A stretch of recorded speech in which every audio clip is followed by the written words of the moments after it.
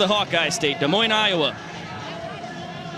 And let's get a look at the Nanners' alignment defensively as they come off a sweep of Portland, Maine, and look to carry their hot action here into Des Moines. From left to right in the outfield, Michael Deeb, D.R. Meadows, and Noah Bridges. From third to first in the infield, Jackson Olsen, Ryan Cox, Dalton Malden, and Eric Jones Jr. Bill Leroy is behind the dish, and Jared Donaldson gets the start on the mound. Yeah, and we could see two milestones tonight in the trick play department. You see the Bananas on the screen are just 4 trick plays away from 300 as a unit, and they had 10 in their last game in Portland.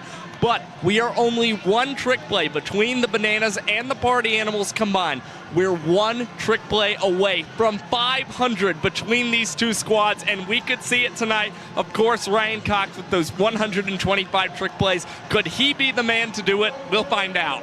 Josh and I had some fun with Coxie with the crowd before the game, running them through some of the trick plays that the glove magician will employ. We'll see who that lucky man on either team will be to record number 500 in the trick play department when you combine the Party Animals and the Nanners. Now as we zoom in on the man with 2 trick plays on the mound, Jared Donaldson. That would be a doozy if he snagged it.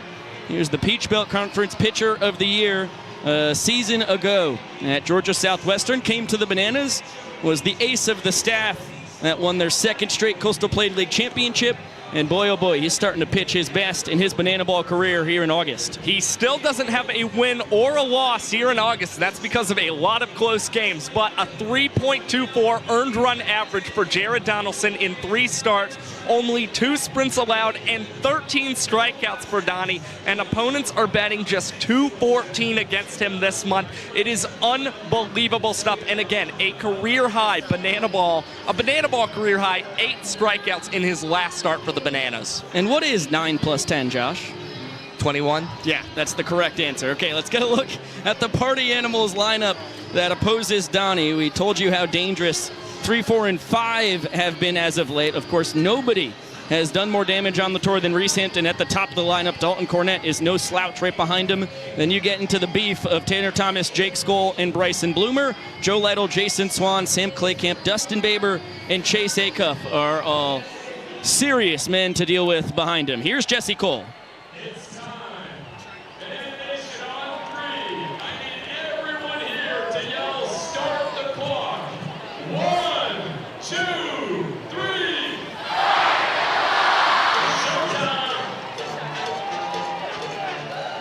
And we did indeed start the clock here in Principal Park.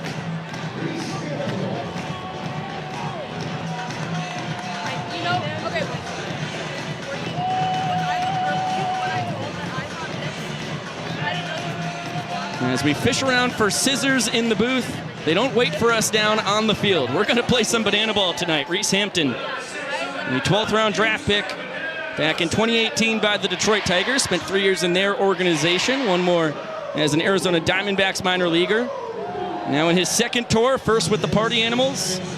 Nobody has been more impressive offensive weapon than Reese Hampton. His .386 batting average, .452 on base percentage, and .654 slugging percentage, all tour highs. And so often you're able to see that production early on in the game in those first at bats as he's going to hit a chopper.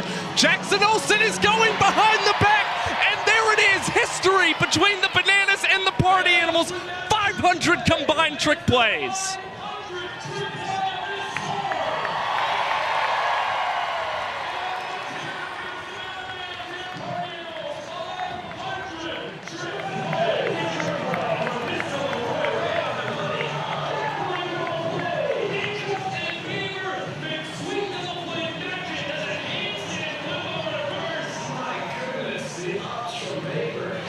Trick play from Mr. Leroy right on the money. Dazzling double play. Acuff and Baber make sweet double play magic. Does a handstand flip over to first. My goodness, the ups from Baber. Oh, and he catches it on the rebound. Vinny! Masterful. And a kiss to the crowd from the Italian Stallion. Dalton Malden, 360. What a magnificent trick play. Ryan Cox behind his back flip. Bare hit. First player with 100 trick plays. Back flip. Incredible catch by DR Meadows in center. Having fun with it. He contorts his tookish. Gonna go behind the back.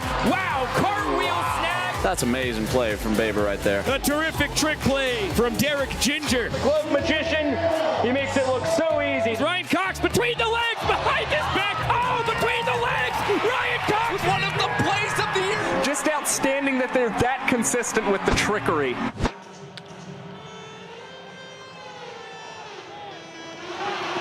Get 501 on the tour. Dalton Malden joins the conversation as Dalton Cornett grounds out to him.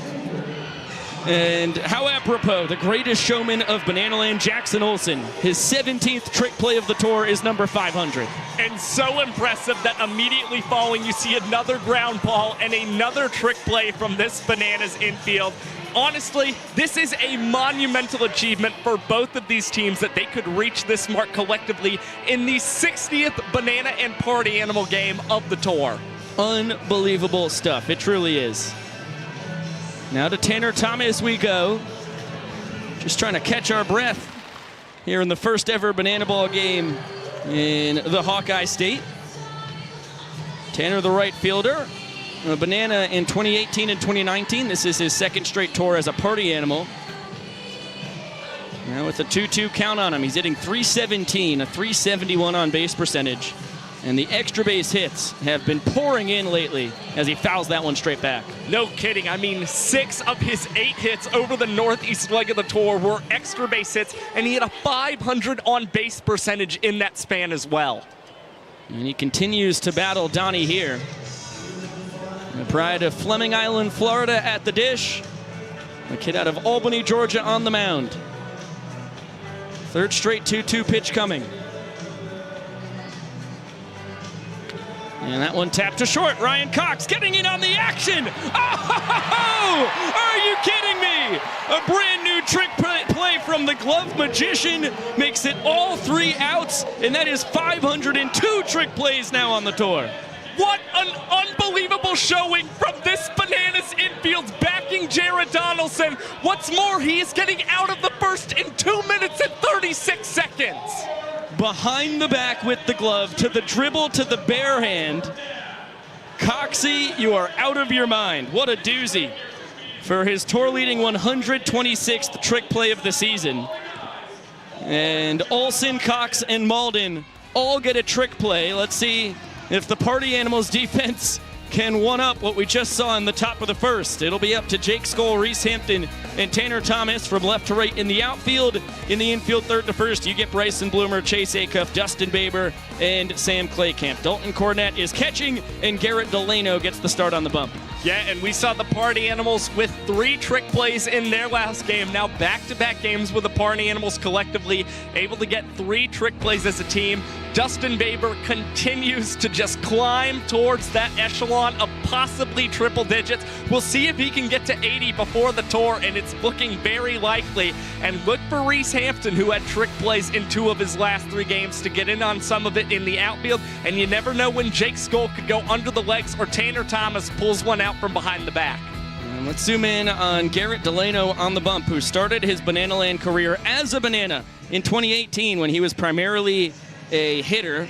He was a finalist for the John Olerud Award in college, 4 years at Brown, 1 at Mercer, because of his two-way prowess, and he has been showing it on this tour. The numbers for a pitcher in Banana Ball that you see right there are really excellent, and he has been no slouch with the bat in his hand either. And in his last start, his average minutes per inning mark was 3 minutes and 42 seconds, which is excellent for a starting pitcher. That was across 6 innings. He was credited with 4 1/3 as DR Meadows skies this one out to deep center field, and Reese Hampton tracks it all the way down on the warning track, makes the basket catch, and kind of goes up against the wall for good measure there. Well, Reese, as per usual, is making it look so much easier than that play actually was. DR, his counterpart in center, got a front door curveball that caught a lot of the zone. He sent it to the deepest part of the park. It's 400 feet. Dead away center here in Principal Park as Michael Deeb fouls that one, not caught by a fan. Deeb fouled out to fans twice in the northeast leg of the tour. And the third-year Banana, certainly hoping that is a trend that does not continue. as he is quickly behind, no balls at 2 strikes. The curveball gets the strike right there. And if you're looking for a further statistical oddity when it comes to those foul-outs to fans for Michael Deeb, both of them came with Party Animals reliever Zach Blankenship on the mound. That is incredibly bizarre. Blankenship, just like Tanner Thomas, the Party Animals right fielder out of Fleming Island, Florida. Delano on the mound, the Callahan, Florida King. Michael Deeb in the box out of Davie, Florida. No state has provided more banana ballers than the Sunshine State. That cutter gets in on the hands of Deeb. He gives the fans another chance to make a play, and once again, they give him another life in the box. And we're already seeing some fun strategy from the fans here in Principal Park as one of the fans right there behind home plate decided to take off his hat and try for a trick play catch with the cap.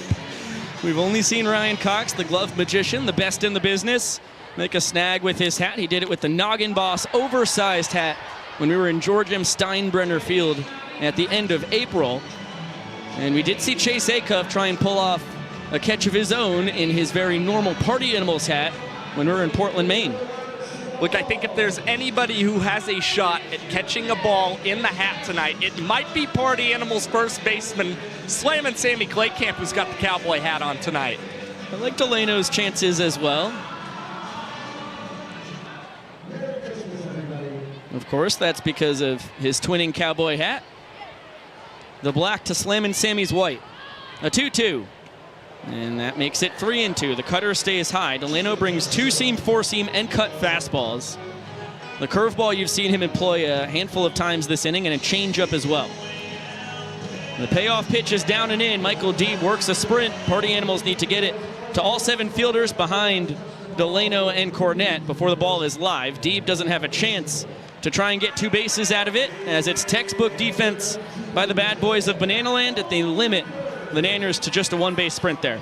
Yeah, and you saw a lot of respect shown by Michael Deeb, who really didn't even try and think about taking the turn for second after the Bananas realized across that northeast leg the Party Animal sprint defense has drastically improved, and it comes because Jake Skull, Reese Hampton, and Tanner Thomas are crashing in at second base faster than they ever have before. Malachi Mitchell will pinch run for his fellow third-year World Tour man in Michael Deeb. Flash the Kid, the Bananas automatic runner, so he can pinch run every time through the order. That is once every time through the order.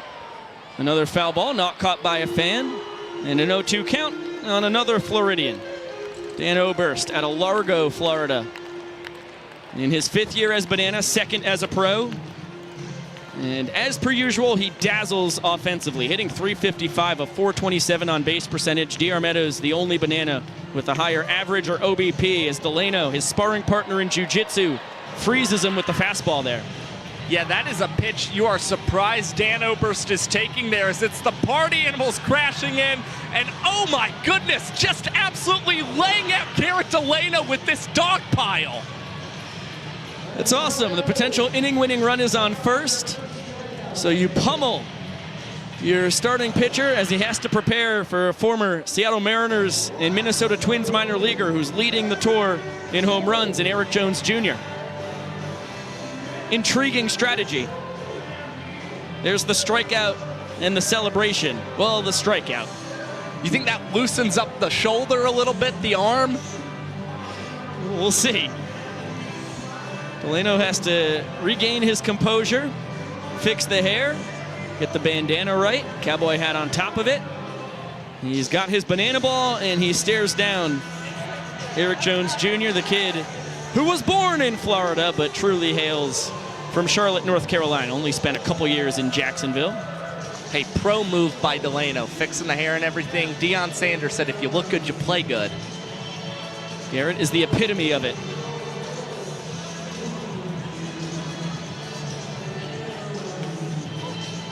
That one gets the top of the zone. 1-1 count on EJ.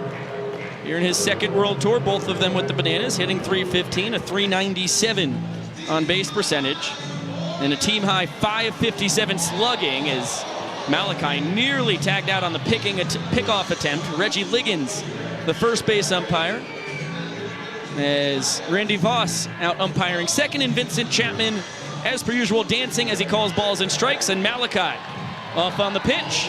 has his tour-leading 70th stolen base in 76 attempts. Yeah, Malachi had a great jump and wasn't scared after Delano tried that pickoff move over at first base, but a tough ball for Dalton Cornett to get out of the glove there. Really didn't even offer the throw after being unable to handle it. This is where banana ball is such a hitter's sport. 2 balls from Delano will win the inning for the Bananas. And now he is just 1 ball away from what would be an inning-ending walk-off sprint. He's got to go after Eric Jones Jr. here. He does. Good old country hardball. Heater right down the chute. EJ swings through it. Full count. And it makes complete sense that Eric Jones is going to swing on a 3-1 pitch, especially if it's going to be over the heart of plate. He knows that Delano is not trying to offer up the sprint in this situation. And this one fouled off, and it is going to leave the confines of Principal Park, so we'll have another payoff pitch. Heck of a battle here between Delano and Jones. One of the best pitchers against one of the best hitters on the tour. As Tyler Gillum questioning the count with Vincent Chapman, he confirms it is indeed a full count. Another offering, this one tapped to third. Bryson Bloomer between the legs across the diamond. A trick play for the Party Animals to escape the frame unscathed. It is scoreless after an inning. That is Bloomer's 32nd trick play of the tour. So nice you get to see it twice. And let's find out why Ryan Kellogg earned his first Showman of the Night award a Saturday ago in Portland, Maine. That is exactly right. We've got another starting pitcher coming away with the Little Showman Award. You see in the nice pearly whites for Ryan Kellogg, who took the mound. And you see early on in this ball game, top 1, Bryson Bloomer is sending it to the fans. And how about this? They are going to back their guy, Ryan Kellogg, and catch that foul ball. Unbelievable stuff. And we pick things up here in the second. Kellogg facing Joe Idle, and that is a swing and a miss. Look at Ryan Kellogg, a little sword action there. Jackson Olsen doing a little bit of a lobster roll food review, and look at this, Ryan Kellogg, he can't resist. What I'm wondering is if he's putting any maple syrup on that lobster roll. A Canadian really loves his maple syrup, and this might have been the highlight of the night.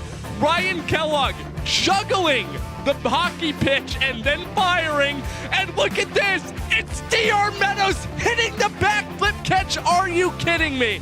Not only do we get that incredible highlight, but Ryan Kellogg invited on NHL Network to talk about that hockey pitch, and look at him. He is still getting in on that 3-2-2 action, and he is swearing to us that he is going to get better and better at this 3-2-2 as he gets more starts, and he has continued to throw the ball very well, striking out Reese Hampton here. An unbelievable night for Ryan Kellogg, who once again, you see here, striking out Bryson Bloomer. Great stuff from the big lefty as we resume back here in the top of the second. Jared Donaldson missing outside to Jake Skoll. The battle of Georgians here. Jake Skoll out of Woodstock, Georgia. The 15th overall draft pick of the 2010 draft, and now DR Meadows going to come in, a little celebrity offering, fires it down and out. Incredible athleticism from the doctor to jump his 2022 Coastal Plain League Bananas teammate. Donnie and DR teamed up to make it back-to-back Pettit Cups for the Nanners. And that is a nice backdoor slider. Really good offering to steal a strike. Now 2-1 on Skoll, who spent 5 years in the Texas Rangers organization, 2 more years in the New York Yankees farm system. Played 4 years of college football after that at UGA. And now with the full count in his 3rd World Tour, first with the Party Animals. And it feels like on this 3-2 count, if you're Jared Donaldson, you are going splitter on Jake Skoll. And just when he thinks he's got a ball 4 sprint, it's Vincent Chapman with an emphatic strike 3 call. Big punch out for Jared Donaldson to start this frame. That is Donnie's first strikeout of the night. You get another look at it. Skoll looking dead red on the payoff. And then he says, Donnie, come on, give me a 3-2 fastball, buddy. Something Skoll's been complaining about a lot, mostly to Danny Hosley. Now Donaldson gets the ire of the man with 7 years of minor league baseball experience. And Bryson Bloomer falls victim to the splitter. 1-1 count on the Party Animals third baseman, who comes in hitting .318, a .394 on base percentage, slugging .488. That in part thanks to 2 homers in 5 games across the Northeast Tour. The 1-2 right behind his tush. Donnie and his battery mate Bill Leroy will forfeit a ball to get under the skin of Bryson Bloomer. And that one misses down, another payoff count.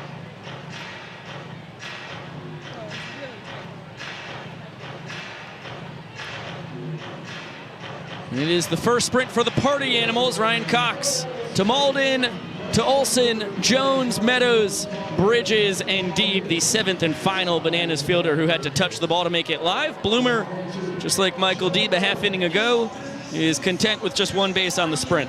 And really good to see Bryson Bloomer draw that ball for a sprint there. That is only his 3rd sprint over the last month and a half. He has 14 this season for the Party Animals, which, believe it or not, the lowest among all starters for the Party Animals. I think if there's one area of improvement for Bloomer, as good as a tour as he's had, it would be upping that ball four sprint percentage before the tour concludes.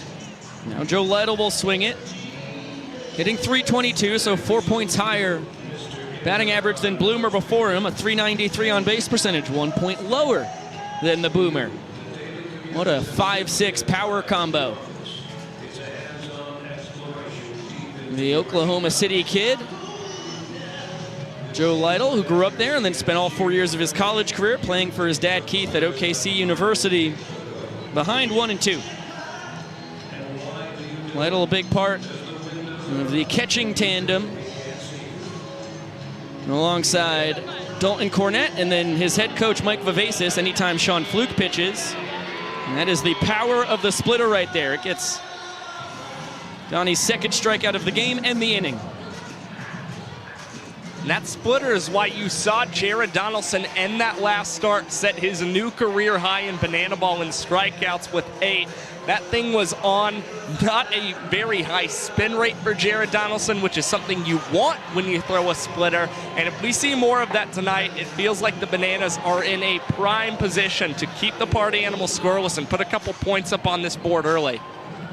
Like a rare 2-seam fastball there from Donnie. He primarily lives with the 4-seam because the 2-seam has so much movement. That is a beautiful check swing, seeing eye single for Jason Swan, the pride of Jacksonville, Florida, who, unlike EJ, who just had the ball thrown over his head after Swanee was born there, he did not move out of Duval County. Great piece of hitting. First knock of the night for the Party Animals off Donaldson, and they have runners on the corners with 2 down for the 3rd-year man, Slammin' Sammy Claycamp, their first baseman, whose batting average is up to .302 now. Continue to talk about how good some of the Bananas batters have been about spraying the ball all over the field when it comes to their hits, but Jason Swan of the Party Animals continues to do a tremendous job as well. That was his 11th hit to the opposite field, and he's got 13 to center and 12 to left, and also got to benefit by Bryson Bloomer taking off for the stolen base and Dalton Malden not being anywhere in the vicinity of that roller along the right side. Party Animals looking for the first blood here tonight. Another ball popped, and on back-to-back pitches, both of those leave the premises. Swanee no slouch on the base pads, 11 for 12 in his stolen base attempts. And now a 2-ball, 2-strike count with 2 men on and 2 outs here in the top of the 2nd.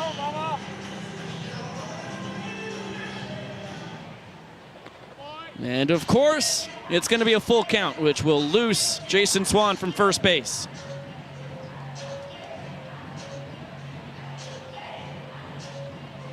Big payoff pitch. Bloomer off of first, Swan takes off from first. Bloomer off of third, rather. And the blown setup call doesn't matter at all because we're going to get to do it again. And we've seen these Party Animals working some good ABs against Jared Donaldson early on in this ball game. Sam, now the 4th of 8 batters who have had a plate appearance go at least 6 pitches or more, and Jared Donaldson on pitch number 7 to Clay Camp is going to win the battle, getting him to chase. He is striking out the side and keeping the party animals scoreless in the top of the second. It allows a sprint to Bloomer and a ground ball single to Jason Swan, but picks up 3 Ks along the way, strands party animals on the corners. And once again, for the second straight frame, the Nanners just need 1 run to earn the first point available tonight. And let's pop up to the broadcast booth because myself, Biko Scala, my partner Josh Chalevsky, we are now joined by Mr. Electric, Christian Dearman. How you living, buddy? Oh, I'm living well, my brothers. It's great to be back up here with you two. You know that?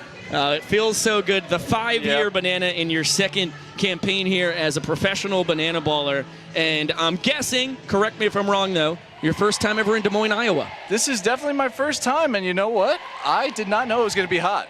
I had no idea at all. And I actually love it. You know, the fans are all juiced up with this kind of energy, this kind of weather. You know, we're ready to play. We're ready to rock out here.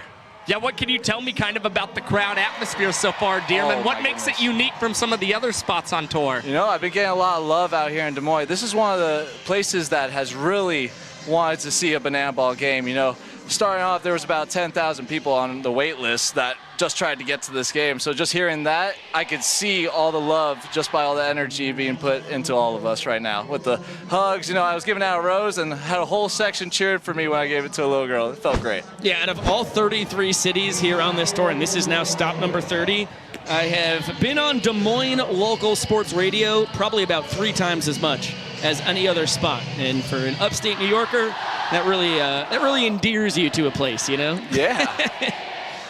It was cool. Got to pop on with Sean and Heather and company yesterday in studio for the first time. Normally calling in from Savannah, Manhattan, Hollywood, wherever we are out in the world. So when we swung in, obviously had to pop over at the iHeartRadio headquarters here in Des Moines. It's going to be 5-6-7 for the Bananas, as that one just misses the outside corner. Quick 2-ball, 2-strike count on Dakota McFadden. Behind him is Bill Leroy, and in the hole, Ryan Cox. D-Mac in his 3rd World Tour, all of them with the Nanners, hitting .293 and his 9 home runs. 2nd best on the team, 3rd best overall on the tour. That one off the inside of the bat and tracked down by Reese Hampton for out number 1. Now, Dearman, you guys are as hot as ever, and it really started in June, and then you put the pedal to the metal with 6 wins rather in 6 games in California, and you just went 6-1 on the Northeast leg of the tour. How have you guys found so much success over these past couple months? You know, Biko, that California tour, you know, sometimes it takes just a little vacation for some guys to get back to work, and I think that's exactly what happened. We were out there enjoying the beautiful air, seeing the trees, and just getting all the love. And now I think we're just getting hot at the right time. It's better to always finish great than, you know, start great. That's a fact right there. This is now your 5th year as a teammate of the man at the dish, Bill Leroy, who's in his 6th campaign as a Nanner. And he impresses me every single day. He's actually your hottest bat here in the month of March. He's got the overall stats up to a .285 average, .386 on base percentage. And he's starting to slug some balls as well. How about Bill starting the Northeast leg of the tour with a walk-off double against the Trenton Thunder and putting a bow on it with a walk-off fielder's choice against the Party Animals? Yeah, man, that's our captain. If he goes, we go. You know, when Bill Leroy gets hot, it seems like all Banana Nation's feeling good and ready to attack. That is a well-executed heater by Garrett Delano for his 2nd strikeout of the night. Looks like he's got his good stuff this evening. He's really attacking that outside zone, really living out there, being like Picasso, painting those corners. Just to piggyback off of you for a second, Dearman, I think when we come to talk about Bill Leroy, something that goes very much under the radar is that June 19th was the last time Bill was not starting at catcher for the Bananas. He has started every game for you guys since the 23rd of June. That now makes 28 consecutive games behind the plate for Mr. Leroy. Whew. Now, I don't know if Cal Ripken would be able to do what Bill Leroy is doing, because that man doing a banana ball game, that's like 3 games in 1 right there. And being able to be that consistent with the bat and the glove, impressive. Correct, and it's a whole lot of different energy expended when you're the shortstop like Ryan Cox or Cal Ripken than Bill Leroy with all the duties that come with catching. Another durable player out there, Ryan Cox, hasn't missed a game. That's a fact. And Glove Magician already with one trick play tonight to make it a tour leading 126 in 134 tries on the season. And he is the toughest banana to strike out. Leno's already slain the second toughest. Bill Leroy just grabbed his 16th K, and he will now give Ryan Cox his 15th strikeout on the season. And Coxie not at all happy with the call from Vincent Chapman. I gotta say, that baseball looked like it had eyes on it, because that came perfectly back into the zone. Fans at home are going to have to cherish 2 outs like that, because I'm not sure we'll see on this tour again Bill Leroy and Ryan Cox striking out in back-to-back at-bats.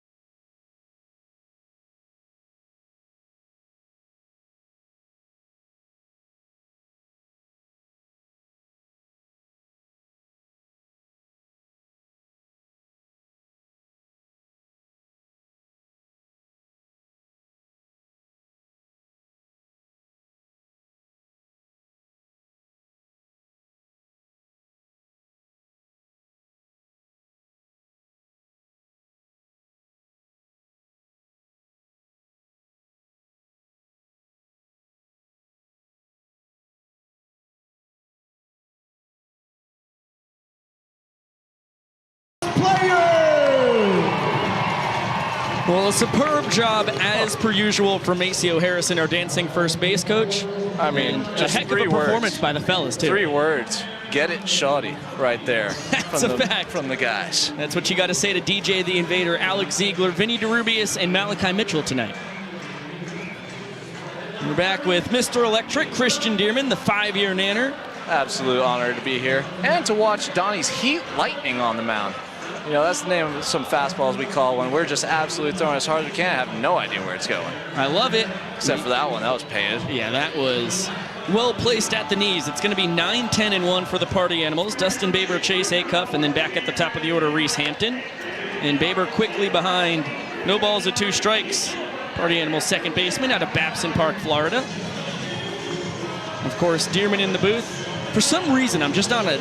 I've always known it. I've known that Florida is represented far more than any other state on the tour, as if our window was open, that would have been the best shot. That was so close. Yeah, we've ever had at catching a foul ball. But there are just so many Florida boys around here. There really is, and I think we just have been playing this game for so long. We can play it year-round, and being able to do that gives you more opportunity to have more fun. And, you know, it just fits right in with this kind of atmosphere playing in Savannah. We're all used to that heat. Yeah, that makes sense to me. But I'm excited to see what other players we got around the nation. We got a bunch of tryouts coming out, and I cannot wait to see the kind of talent, because we got big league guys out here, guys that played overseas, and former D1s. Like, this is legit. Donaldson attacking this. He slides, throws to first. Incredible play by the Niners starting pitcher, avoiding his catcher and firing across to first base. I mean, that is an unbelievably athletic play from Jared Donaldson. Quickly getting off the mound and also calling off Bill Leroy in that situation and making that play, especially because the pitch before the ball, Bill Leroy actually hitting the wrist from that pitch by Jared Donaldson, getting a little crossed up. So Donnie able to give Bill Leroy a break by making that play and made a tremendous strike over there to first. EJ with another great stretch to retire Baber. Now Chase Acuff, not to be a broken record, but another Floridian. Acuff out of the St. Petersburg area. The shortstop, an intriguing choice to be the donut hitter as Donnie starts a little 3-2-2 action. Malden, Cox, and Meadows joining in on the dance behind him. Bill Leroy and Vincent Chapman dancing at the dish, and Acuff will take the pitch low. Hey, it looked great out there, though. That was electric. I couldn't keep my eyes off Donnie. Dearman, have you had a favorite 3-2-2 that you have done on this year's tour? You know what? The one I just did in Hartford was a lot of fun. I've always liked the Fresh Prince of Bel-Air when I was growing up, so I got to dance to that song, and it felt right. And that is why I say that Chase Acuff was a very intriguing decision for Donut Hitter. In 2018, he was the hardest man to strike out in Division II baseball when he was at Eckerd. He just puts the bat on ball all the time. Trust me, I know. I might have got him once this year, and in this many games, he's got solid bat to ball. And the official scoring on that, Josh. Feels like a single for me. I'm not going to lie, kind of a high chop. Jackson Olsen, Ryan Cox kind of crossed each other up there. But I don't think even if Ryan Cox takes over and gets that ball that they beat Chase Acuff to the bag there. I wouldn't assume it. Acuff will love to hear the decision. He's aboard with an infield single. That means both hits off Donaldson have been pretty weakly hit ground balls. The old Willie Keeler hit him where they ain't. And to the top of the order we go. Reese Hampton, who started the ball game off with a ground ball to the right side of the infield, where Jackson Olsen, the third baseman, once again is. 3 bananas on the right side of the infield. And he grabbed it, went between the legs over to first for the 500th trick play on the tour between the Bananas and Party Animals. Now, correct me if I'm wrong, but that was the first time we had 3 trick plays in the first inning, right? Oh, no doubt in my mind. That was electric. I love it. Woo! And what a juiceful way, as Reginald Horton would say, to begin the ball game. Not just 3 trick plays, your third baseman, shortstop, and second baseman all get in on the action. Hampton fouls it back. And both sides racking up the 3-2 counts here tonight. Great at-bats coming into this game. You know, everyone's seen that ball clearly with this Iowa sky, it feels like. That is a well-executed pitch there. Looked like a splitter right on the top of the outside corner. And Donnie has his 4th K of the evening. Pretty sure I can see a knuckle from here. That thing's nasty. It is remarkable what Jared Donaldson is doing early on in this game. He just had the 4th batter of the ball game with a 3-2 count on him. Jared Donaldson has only given up a sprint to one of them as Dalton Cornett sharply lines this one to first base, and EJ fields it practically at the bag, steps on it very quickly, and it's Donnie getting out of the inning, although Dalton Cornett is down there at home plate protesting the call. Yeah, we'll see if the Party Animals challenge it. We'll get another look here. That's a tough one. That is tough. I understand Cornett's concern, but that's pretty tricky.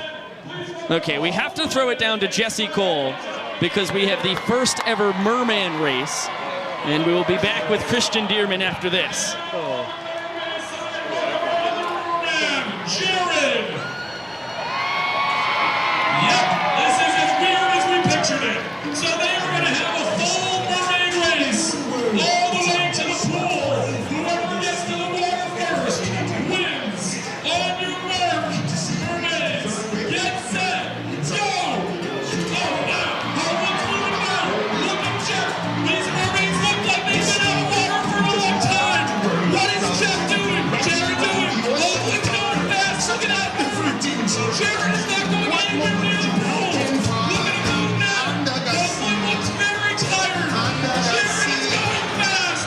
He's losing his mermaid tail.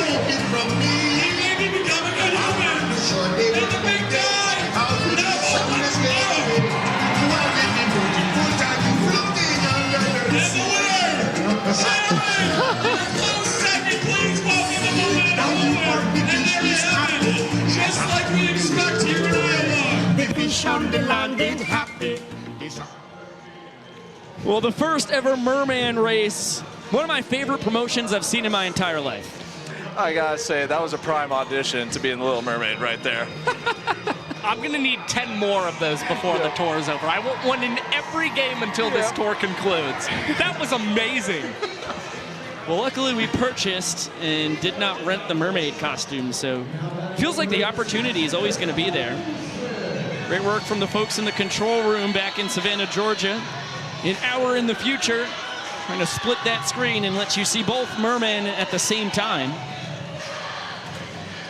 Here Delano trying to hold serve for the 3rd straight inning. Mr. Electric, Christian Dearman, still with us here in the broadcast booth as Jackson Olsen gets good lumber on it, but shifted perfectly as Baber leaps in the air and grabs it.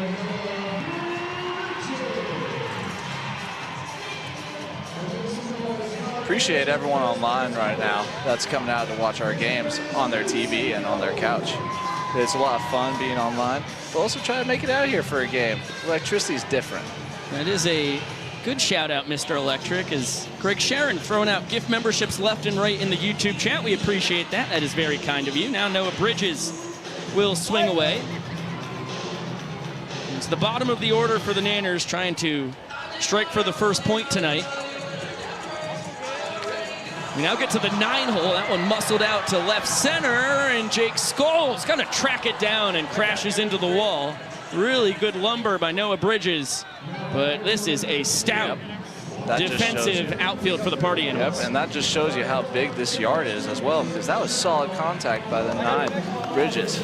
It was a really good drive out to the opposite field, and just when you thought it might kind of cross up Jake Scholl and Reese Hampton, who were starting to come together there, you're reminded of these guys playing Atlantic League ball together. They're so used to each other's fielding styles out there in the outfield that Hampton instinctively kind of knew that was Scholl's ball for him to take, and he ended up coming up with the catch there. And funny enough, when they were honey hunters last year in the Atlantic League in Gastonia, North Carolina, Scholl was the everyday center fielder, Hampton was the everyday left fielder. You know, that's amazing to me. They're so athletic out there in the outfield. They could really switch up spots, no problem at all. There's no wrong answer. Yeah, there's no wrong answer in that outfield. And usually you do see them kind of alternate the two guys between left and center, mainly just in an effort to conserve each of these guys' legs out there, as it's Dalton Malden who is going down swinging here against Delano, and that is a very quick inning for the Cowboy out there on the mound, getting out of this frame in 2 minutes and 3 seconds. Unbelievable. Well, Delano holds serve with an exclamation point. He has matched the 4 strikeout total of Jared Donaldson. And what a perfect inning and a half to have Christian Dearman in the booth, because we got a pitcher's duel on our hands. We really do. My goodness, these guys are attacking the zone, getting these hitters out in front, doing a great job out there on the mound. Now, I know it doesn't look like that will change at any point, but the hitters are so gosh darn good on this tour that it could change at any second. So we would keep you in the booth all night, Dearman, but you very well could be the next man out of the pen. So we will let you get back down there. That's what I was just about to say, Pico. I probably should get down there and cheer the boys on a little bit, too. Dearman, real quick, before we let you go, as Jesse Cole dances around with his banana band blasting in the stands, how tough is it to adjust to, pitching against the Party Animals and how talented they are so consistently? Man, that's a great group of guys out there. I love going against them every single game. But man, do I hate facing them on the mound. They have seen me so much. I try to throw them off some dance moves, anything, but they're patient in the box. They wait for their pitch, and they really, when they get it, they drive it. If not, they'll try to get that walk, because usually it's a double. If the call to the bullpen comes to you tonight, don't you worry. You have some tricks I got up your some sleeve? slippery lizards ready. Yeah. Don't spoil them. I just want to find out for myself what those slippery lizards could be. Oh, Josh, just you wait. Dearman, thank you so much for joining us, man. Thank you, guys. It's always an honor. Take care, Dearman. There goes Mr. Electric. The next time you see him may very well be on the mound tonight. If not, you bet your bottom dollar you'll probably see him pitching tomorrow night. An absolute blast. We love you too, Mr. Dearman. That is the definition of a mensch. Just a heck of a guy. Just really impressive with those one-liners sometimes, too. I can't believe it. That's what I said when we went to a break the first time, when it was player dance o'clock here after the conclusion of the second inning. It was right after Dearman dropped the paint in the corners of the plate like Picasso. I mean, you can't teach that stuff. Why do they call it painting like Picasso? Why not Dali or Warhol? It's a really good question, Jerry. We now have some trickery going on from the Nanners. 1-1 pitch to Tanner Thomas. It's going to be Ryan Cox. He crow hops and he nearly hits the Party Animals right fielder, who does entirely leave the box and now is going to be caught trying to steal first base for out number 1. That's unfortunate. It was an unfortunate situation, and Tanner Thomas, even though he hopped out of the way of that banana ball, still left the box in an action to try and steal the base, and then essentially just didn't even offer up trying to run down the line there. Tanner 19 for 20 on the tour in his stolen base attempts. He was 3 for 3 in his tries at stealing first. Now make it 3 for 4. And Jake Skoll, strikeout looking his first time. And with the 1-1 count on him. Some jawing back and forth between Donnie and Skoll after Jake was unhappy with a 3-2 slider. That caught him looking his first time. The chatter has continued into their second battle this evening. And you've just continued to see this with all of the Bananas pitchers as they face Jake Skoll. A lot of breaking balls, and he still hasn't been able to really find a way to handle them yet. Scully with a 2-2 count on him here. You certainly don't want to give first-round draft picks fastball center cut. You gotta mix it up. And Skoll does a really good job of protecting the outside corner there. He's hitting .330. His .447 on base percentage is second on the tour only to Reese Hampton. And he's pacing all hitters with his 6 triples, 52 RBIs, and 39 ball four sprints. So he sees the strike zone as good as anyone in Banana Land, and now in both plate appearances tonight, he has a full count. The payoff this time results in a foul ball.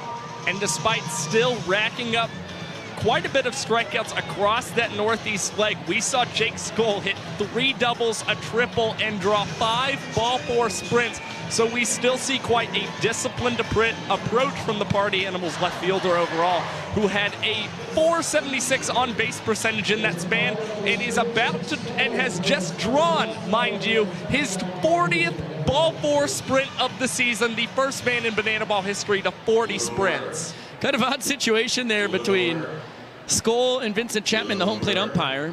They had a mix-up on the count. Everybody in the building, besides Jake Skoll, it seems like knew that there were 3 balls. Scully thought that it was now going to be a full count. And a dangerous base runner aboard. Jake is 14 for 17 in his stolen base attempts. Grayson Bloomer, who worked a 1-base sprint his first time now, will swing it. And he's ahead 2 balls and no strikes.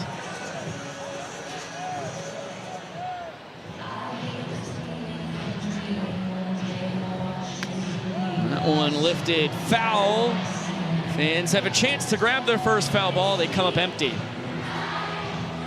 Josh and I were pumping them up pregame with Ryan Cox, letting them know that 3 foul balls caught by fans would tie the Banana Ball record. And boy, we are hunting for Bryson Bloomer. Hunting dingers. Cranks that one.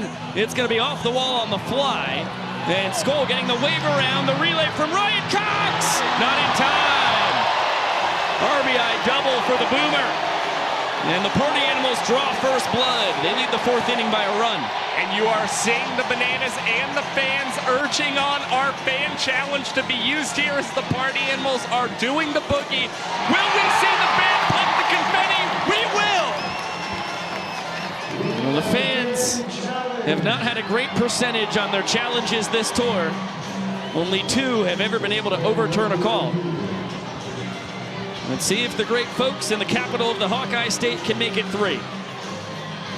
Zach Frangelo, our director of entertainment, will throw on the Riedel headsets, as will Randy Voss, one of the base umpires. And Zach and Randy are ready to rumble. Vincent Chapman awaits to see if he's vindicated or overturned, and our folks in Savannah, Georgia in the control room will give us the replay. Nick Keldy, what do we got? Bill Leroy was adamant that he got a tag on. Yep.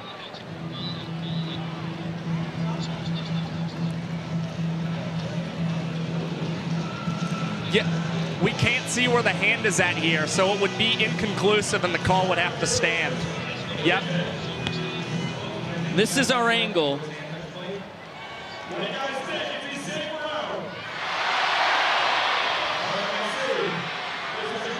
He is inconclusive. It's inconclusive.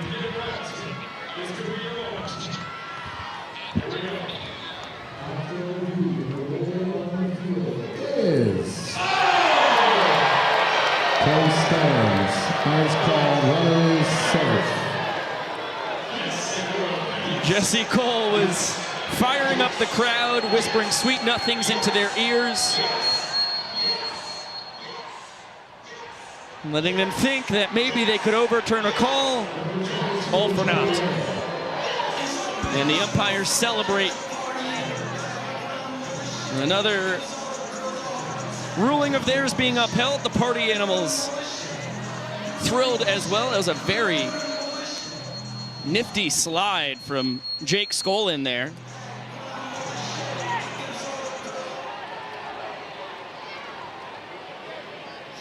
As Bloomer has his 49th run driven in on the tour, third most overall.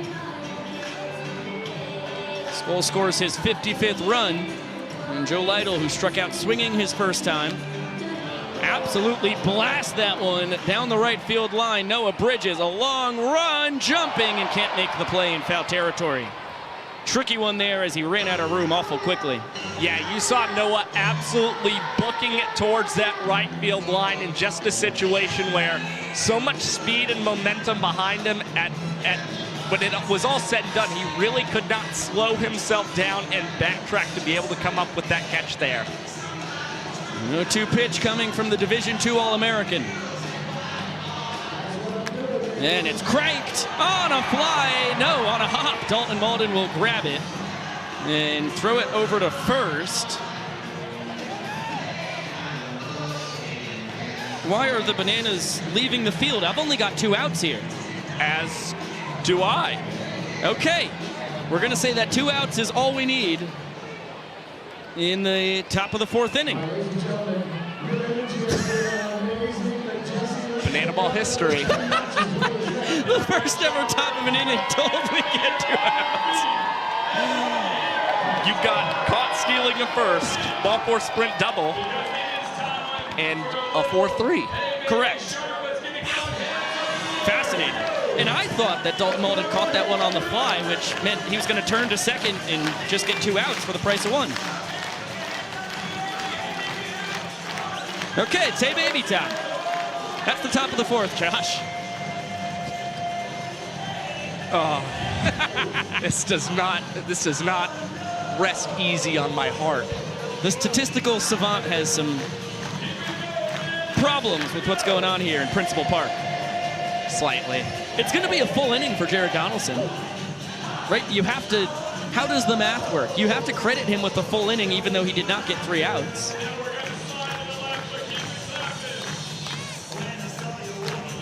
We'll confer after the game. I mean, maybe it is just 2/3 of an inning. He only got 2 outs. That's what I'm thinking. Okay, you know what? I'm on your side because if you're walked off on, does he register an MPI? No, he can't. He can't, right? Correct, which means he only got 2 outs. Wow. Look at us just figuring it out on the fly here. Guys, this is banana ball magic that you are listening in on. These are the conversations that really nobody is asking for, but right. You are very much getting during Hey Baby. They're constantly happening behind the scenes. It's what really gives life to Josh Talevsky and myself. Oh, boy. It is the second greatest adrenaline rush I get in my day. The first being the challenges, of course. Naturally. This is the 107th banana ball game of all time. We continue to try and mold the rules of this thing. Now full confusion down on the field as the party animals haven't even set up defensively yet. Yep, it's Mike Vivacis who is going out and saying that there are only 2 outs. The clock continues to tick down. We're about to pass the hour and 9-minute mark. And Gillum is...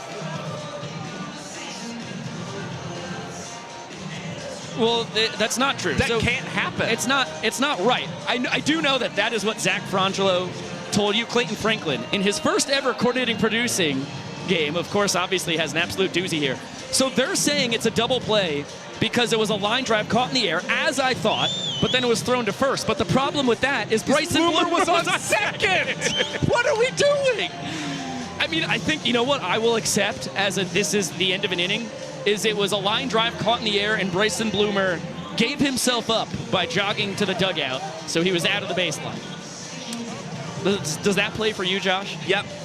Which means Jared Donaldson comes away with the wackiest double play you could ever think of, and that is a 5-minute and 15-second minutes per inning mark, because I did not want to stop my clock in the event that we possibly did resume that inning. Caprice knows you so well in the K Club chat said Josh is going to have a meltdown, a breakdown. I'm sorry. Same difference. You know, it's that meme where the guy's got all the numbers surrounding his head and he's just confused and can't really put his thoughts together. That is exactly what was going on with me. A heck of a backhanded scoop there by Dalton Cornett. Prevents DR Meadows the chance to try and steal first, which he has done successfully in all 3 of his tries this tour. We're at the top of the order. DR spanked the ball his first time. Ended up being caught about 400 feet away in dead center field by his counterpart, Reese Hampton. This time, he clings it off the left field wall. It has the first Bananas hit of the evening. Breaks up the no-no. And now the potential inning-winning run is in scoring position. Check that. The potential inning-tying run is in scoring position, and the inning-winning run will be represented by Michael Deeb at the dish. And it's DR Meadows, after in his last game in Portland, had a 24-game on-base streak that was snapped, coming back and recording the double here. And he had 3 doubles across that northeast leg of the tour, so just continuing to power in that extra base hit department as it's slamming Sammy, making an unbelievable play near first base, diving to rob Michael Deeb of a hit and flipping that one on to Garrett Delano, covering the bag. Slap a star next to that one in your scorebook at home. Full extension, slamming Sammy with the cowboy hat staying on his head and making the flip to his fellow cowboy-hatted friend, Mr. Garrett Delano, who was sans his headgear. As he made it over to first, beautiful 3-1 putout. And now that ball scolded into left. Dan Oberst has himself his 20th walk-off. Check that. I keep thinking I'm absolutely bamboozled by what happened in the top half of this inning. Now the 4th inning is tied at 1 run each. It's madness. I'm not going to blame you for what's happening here. All you can say is that's a great piece of hitting by Dan Oberst and a good job from the Bananas after giving up a run in the top half of this frame, rallying back very quickly. DR getting that double. Michael Deeb with a hard hit and productive out, and then Dan Oberst being able to do what you want out of a 3-hole hitter and come away with that RBI base knock. That's a fact. The Nanners 3 for 3 in quality at bats this inning. That one on a couple hops to Chase Acuff to Baber, back to Acuff, over to first, not in time. Oh, it would have been one of the most majestic double plays you've seen in your life. The party animals try to pull it off on EJ, but hustling down the line, he spoils their fun. So nice, you get to see it twice. Back to Chase, throw to first. And tie goes to the runner. So Jones Jr. represents the inning-winning run over at first, and now Dakota McFadden, whose 23 walk-offs are second most on the tour, will be in there as EJ steals second. Now we'll head to third. Hampton cleaning up the overthrow. His toss over to third, not in time. Eric Jones Jr., his 7th steal in as many tries on the tour, and he's 90 feet from notching the first point of the night for the Nanners. Rarely do you see that kind of aggression from Eric Jones, but with 2 outs, decided he would take off, see if he could get in scoring position, as now Dakota McFadden is popping this one up in the infield.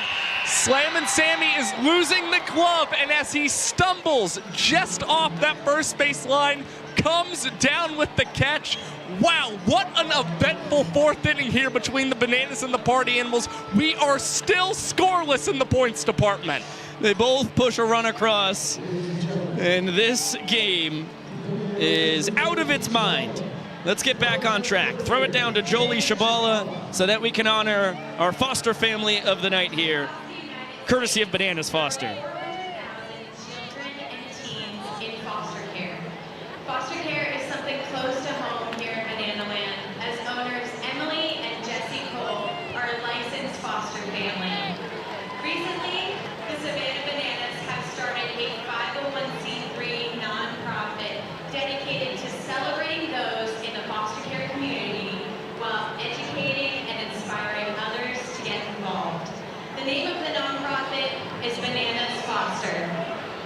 Tonight, we have the honor of celebrating the Hartwig family.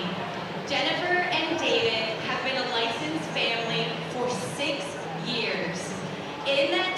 celebrate, they have welcomed 75 children into their home and have adopted 4 into their family. Now, advocates of the foster care community, they help with the state licensing program and mentoring new foster families right here in Iowa. Fans, please stand and help me celebrate this amazing family that's making a difference right here in your community. Someone stand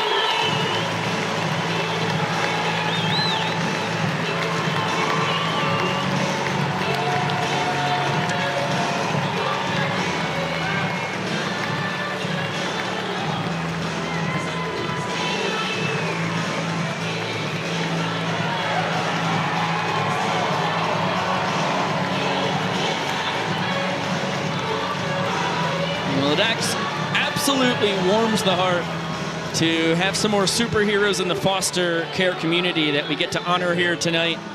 Big group hug going down on the field with the Bananas and party animals alike. I mean, come on.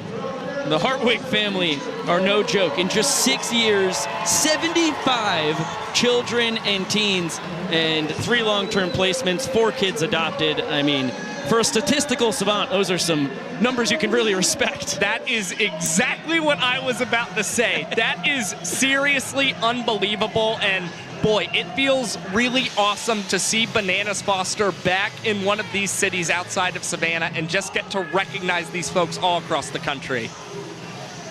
Talk about a serious zoom in on Jared Donaldson, who throws to Bill Leroy for the 5th inning tonight, talking about the party animals backstop. Dalton Cornett just did something that you hadn't seen in a handful of months. It is quite remarkable. Dalton Cornett, of course, Eric Jones Jr. was taking off and was able to successfully steal second base and then move up to third on a throwing error from Dalton Cornett. And believe it or not, that is the first error that we have seen from Dalton Cornett behind the dish since the 10th of March. I mean, are you kidding me? And only his 4th on the tour. And one of those was at shortstop back in West Palm Beach. He's really so consistent behind the dish. Still looking for that first trick play, though. Jason Swan leads off the top of the 5th. It's going to be 7-8-9 for the party animals. Swanee was ready to switch to the left side of the box as with the vision of the plate, he dusts it off and then throws away just about all of his umpiring paraphernalia and now dances as only Vincent Chapman can. Would you consider that thrown by Vincent Chapman, or as one of our BTV crew members, Kwanzi, would say, yeeted from Vincent Chapman? I like yeeted. It really feels like that one was yeeted. It fits a lot better. As the kids say. Right, you know, I think you can become, a thesaurus can become a crutch to some people when really you're just looking for the perfect word for the situation, not a synonym. And that is where yeeted was a way better adjective than thrown. We're consulting the Urban Dictionary, not Merriam-Webster's this time, I would say. Correct. And by the way, yeeted, that was a yeeting, that was a verb, not an adjective. Yes. Good work. Thank you. I finally got there. 3-0 count to Swanee now in the left-handed batter's box and back to his natural right side. Although, son of a gun, if he doesn't have a beautiful swing as a lefty, tied up on the heater at the top of the zone, and with a payoff pitch coming, he will stay as a righty here. That is a strikeout. Donaldson gasses up Jason Swan for his 5th punch out of the night, and that is 2 straight starts now where Donnie has been at the top of his game. And this is unbelievable. We are now 4 1/3 innings of Jared Donaldson into Jared Donaldson's night, and he has only had 1 line out. He still hasn't had a fly out in this ballgame. The only fly ball that has reached the outfield was Bryson Bloomer's double. Now Sammy Claycamp will try to solve the splitter specialist. Donaldson was the Southeast Region Pitcher of the Year a spring ago at Georgia Southwestern State. Claycamp pops this one towards the fans. A very catchable foul ball. And it will not be snagged. It was caught on the rebound, but has to be fielded cleanly by the fans to register an out. Claycamp struck out swinging his first time, and there is that long-awaited first fly ball of the ball game. On command, Josh, your power is unbound. Is it power? Is it a curse? I really can't tell because I was really enjoying that stretch that Jared Donaldson was on. It's exactly what you want out of a guy throwing primarily a splitter, is ground balls and strikeouts, and he is doing that to perfection tonight. That's a fact. He had 8 Ks across 5 2/3 innings of work his last time out. Now 5 strikeouts through 4 2/3 innings of 2-hit ball, and check that, 3 hits. 2 grounders that evaded Nanners fielders, and 1 booming double off the left center field wall that Josh just mentioned. Dustin Baber ground out his first time. It was a swinging bunt. Donnie made a fantastic sliding snag on and popped up to first to retire the party animal second baseman.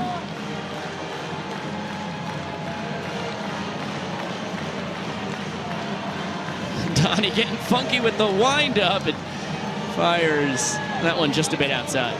Boy, that cannot be easy as a batter. Just when you think Jared Donaldson is going to come set with the pitch, just continues to do these pump fakes out there on the mound, and once again takes a step back to mess with some timing, and Dalton Malden goes under the legs to make the catch, and that is trick play number 300 for the Bananas as a team this season.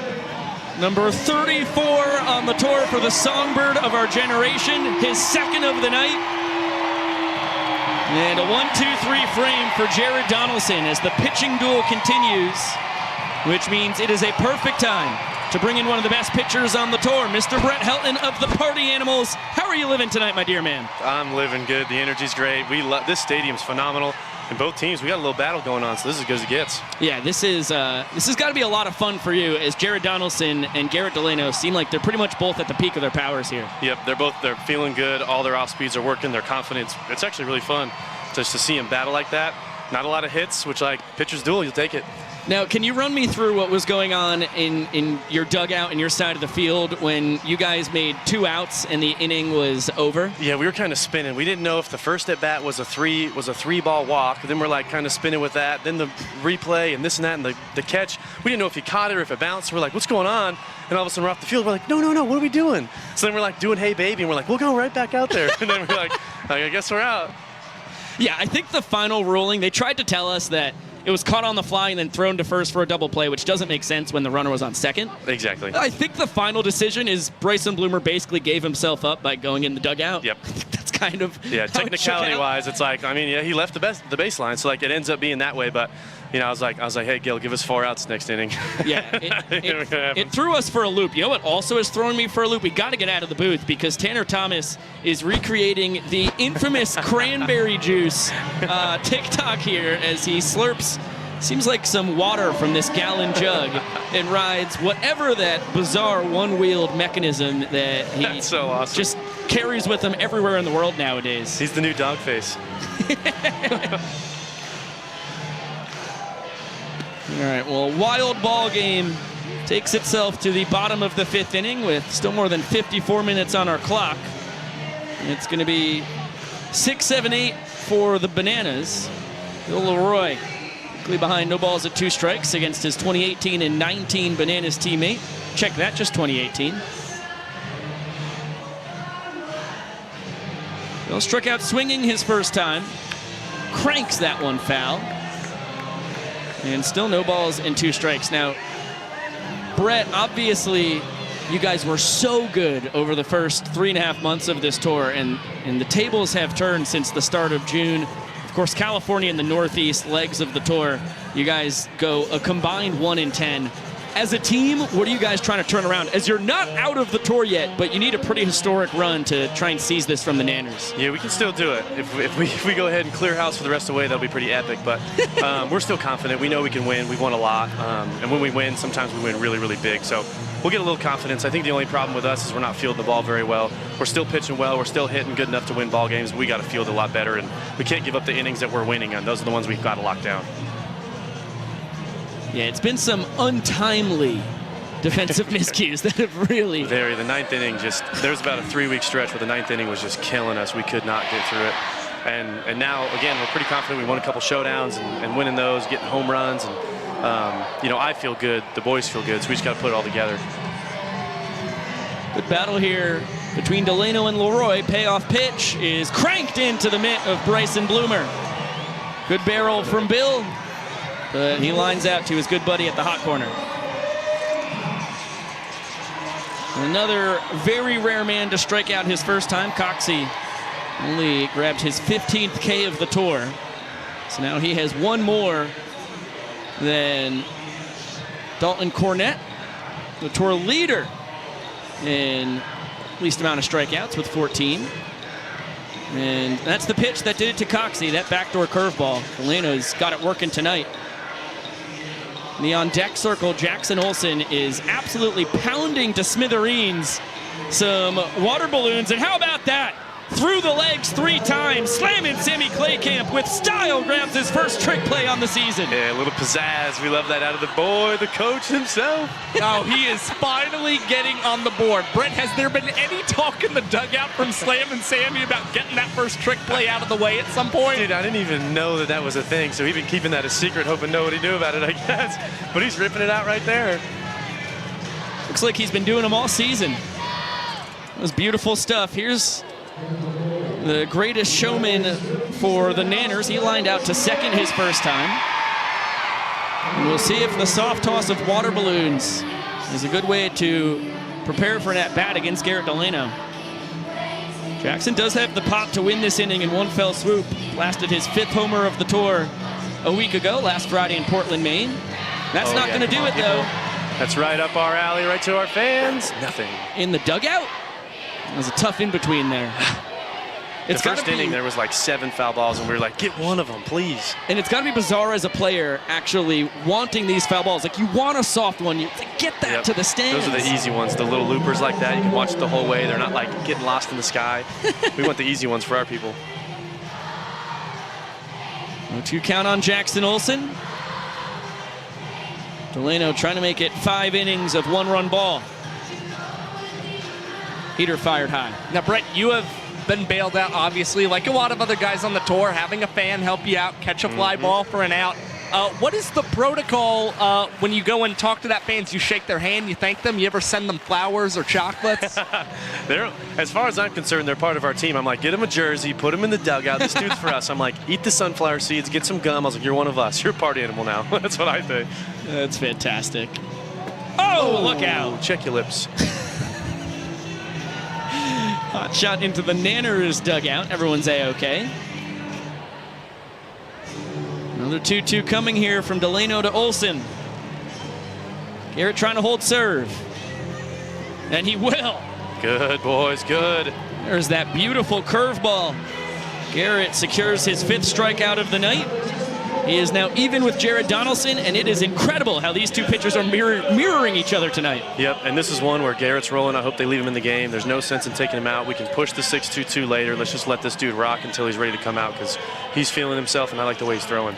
Yeah, I think that is a very wise decision, as we get a kiss-off down on the field here.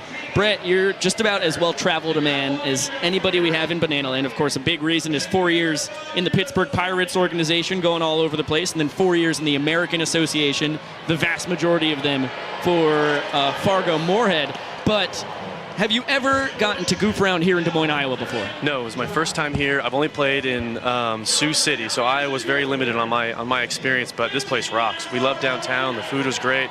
Fans have been amazing. We saw a bunch of people yesterday. We're going to see more. These fans are awesome. This stadium rocks. I mean, literally, as far as this goes, this place is way up there as far, probably one of my favorites, just because of the energy. And it's one of those medium-sized cities, Oklahoma City, Tulsa, something where like it's big enough, but it's not crazy. It's not city life, and we like that. Yeah, I couldn't agree more. It's such a great vibe, and you get over 12,000 Bananiacs packed in here for the 276th straight sold-out Bananas game.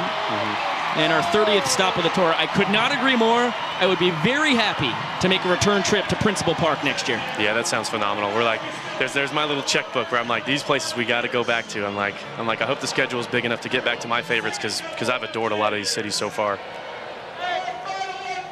And of course, as per usual, our most tenured couple will win the kiss-off. Do you hope one day to have your wife of, I'm sure, many years be at the end of a kiss-off down there at a banana ball game, Brett? Yep, that's the pinnacle of romance right there. Your 60th year together, kissing in front of 15,000 people. Oh, man. True love does exist. That's a fact. Now, ladies, Brett, he's single. I think romance and baseball aside, banana ball aside, that is, you know, we saw Bananas Foster return. We saw the announcement down there on the field, and an announcement went out on some socials today. $10,000 raised for Bananas Foster, and you're going to be doing some trimming of that hair now, huh? Yep, September 4th is the big day. We put together an awesome little fundraiser. Jolie and Emily and Bananas Foster and Wigs for Kids, we all jumped on board, and we're going to get together. We're going to cut my hair and donate it on the field. It's going to be pretty exciting. So I committed to an inch for every $1,000 we raise. So right now we hit our goal of giving a wig away at $10,000, but I know we're not going to stop. It's just going to go through the roof. So, and then I said jokingly and seriously that if we hit 50,000, I'm going to shave my whole head. And like that's one thing. We're like, I'll be able to give 30 inches to this. Someone's going to love it. It's going to make an amazing wig. But when I think about it, it's only 30,000 we got to hit, and I'm gonna be bald anyway because that's all the hair I got. So I got to make it out there. If we hit 30, then I'm going bald. But it's gonna be worth it. The whole thing we got set up. I'm gonna get to meet the girl who's gonna get the wig. She's gonna get to come on the field and cut it. I'm gonna be pitching that game after every half inning that I come in. I'm gonna sit down. Fans are gonna come last minute, cut pieces off. I'm gonna run back out there. So hopefully by the 5th inning, I got half a head, half there going, and it'll be a pretty crazy event. So I'm stoked about it. It's been a long time coming to do some good with this. We'll poke down the right field line. Noah Bridges runs out of room. It dinks in fair. Get going, baby. Dig, dig, dig. And Chase Acuff motoring into third base. That's what we like to see right there. He has doubled his triple total on the tour. Number 2 for Mr. Acuff. It wasn't very hard hit off the bat of Chase Acuff there, but also held up in the air for a really long time, and Noah Bridges was not shaded towards that right field line. He was actually starting to shade in for the sprint defense.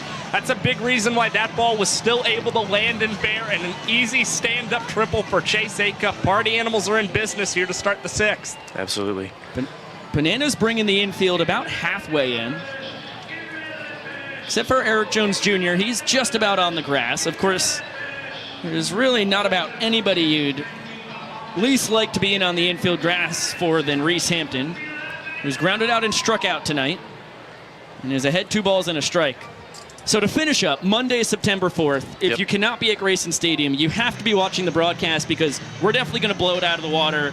Brett, thank you so much for being so generous with your hair. It's such a cool cause, and every part of it just fires me up. Yeah, everything about it I'm pretty stoked about. Like I said, you can't have this much and not do something pretty awesome for it. And then my favorite part is goals are meant to be broken and reassessed. So we said 10,000. That obviously got hit already. We've got a whole more than a week left, and we're going to push it. Everyone wants me to go bald, apparently. So if anyone wants to go, head over to my Instagram, Brett Helton, or over to the Bananas Foster's Instagram. Hit the link in the bio, hit that donate button. It's going to be freaking awesome. 30,000 really isn't that scary anymore because once we hit that 10, we got plenty of time left. So I'm thinking I'm probably going to have some pretty short hair, and I'm probably going to feel the wind on my scalp in about a week. I'm going to make sure to keep an extra stat sheet up in the booth on that game to make sure I can track all the hair stats for you. Yep, it's going to be fun. I'd love for a ton of kids and a ton of fans to get to run down the field, get their moment, snip a piece of hair, and then I'll go out and get some more strikeouts. So Dalton Cornett barrels that one out to right. He did it, baby. Look out. Come on now. That's what I'm talking about. Souvenir for the folks in the bleachers. That ball was smashed. When the party animals are rocking with the deep ball, that's good for the boys. Dalton's 8th tater on the tour. And that is a 2 spot for the animals here in the top of the 6th inning. And a pretty apropos celebration here for the pride of POTASSIUM, Kentucky, as we get a little gasolina and a choreographed dance to boot. Nothing like a little swag to tip off that one, because that was full barrel, deep and high. That's the one you love. Well, and Dalton Cornett, it may surprise folks for a guy who spent all of his youth and college life in POTASSIUM, Kentucky. He actually does speak fluent Spanish. Yep, and that's fun. That's pretty cool. He loves the music. All of his walk-ups will always be that. It's kind of fun. Get another look at that one. And that ball was demolished. And now we will turn out the lights and cook up a little flashing lights as Tanner Thomas comes up to the dish. It's always fun to mess around with the LEDs. Yeah, these are cool.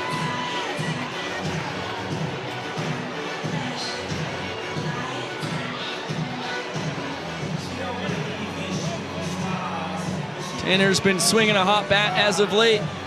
OPS this month is north of 1,300.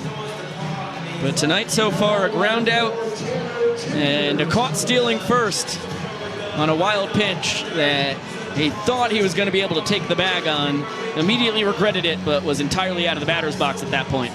This guy is a multi-park entertainer. You see him going out there in the grass on the hoverboard or whatever machine you would call that. And then he's in the concourse doing that walk-up. Come on now, Tanner. A star is born. He's got a huge content day, and nothing seals that like a nice little double in the gap.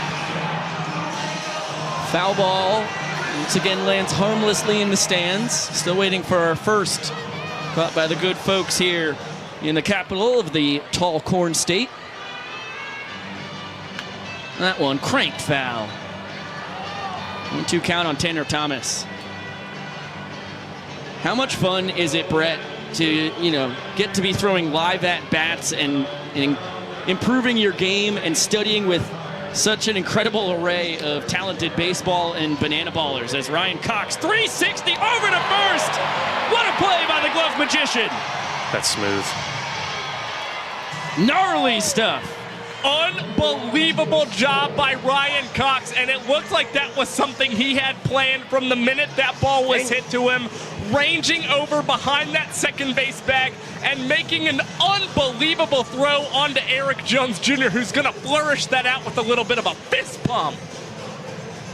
And a perfect time, as there was nothing tricky about that. That was just an incredible baseball play. EJ is going to take this one to the bag himself. Was trying to hunt a trick play, but Donnie's going to walk back to the dugout. Perfect segue into my original question, Brett. It's awesome. And just like we all know and we love, we're pushing the envelope every day. New dances, new swag, trying to be the best banana ball pitcher we can. And it's funny just how people are they're changing the way they throw. I've changed the way I throw a lot from the start of the season till now. You're kind of getting the feel of it, the way banana ball moves in between innings and in between, kind of just like their lineup switches. You can pitch to them accordingly, and it's a lot more fun. We're coming here with different goals every day.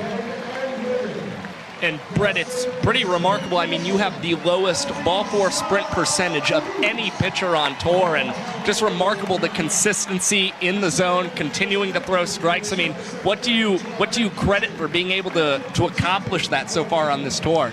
It's just kind of a different attitude. I used to try and nibble. I used to try and throw the perfect pitch all the time. You get a lot more balls, you get a lot more walks, and that doesn't play here. Those pitches, those perfect pitches, that's not this game. Being quick and commanding the strike zone, and strike one and strike two are the most important thing in this game that we're playing. So the more I can do that, anybody can do that. That's where success comes. So I like being all over it. Split has joined us in the booth, which is big trouble as Brett gives him a noogie. Jake Lialios out on the bump will replace Garrett Delano, which, of course, Brett, you implored your guys, even though they could not hear you, to leave the dealing Delano in there, but they will go to the man with probably the greatest hips in Banana Land, Jake Lialios, out of the pen. There's no question about his hips. They are phenomenal. The thing about Delano, you never really know. He's bounced back between reliever and starter. He might have been gassed out. That might have been his last thing. Yep. If I'm a coach, I'm going to try and push him, and I'm definitely going to give him the option to stay in. So he could have taken himself out, but Lialios is going to do a good job, fill up, strike one, strike two, and it's a great part of the order for him to come in and gain some confidence to get through this last stretch.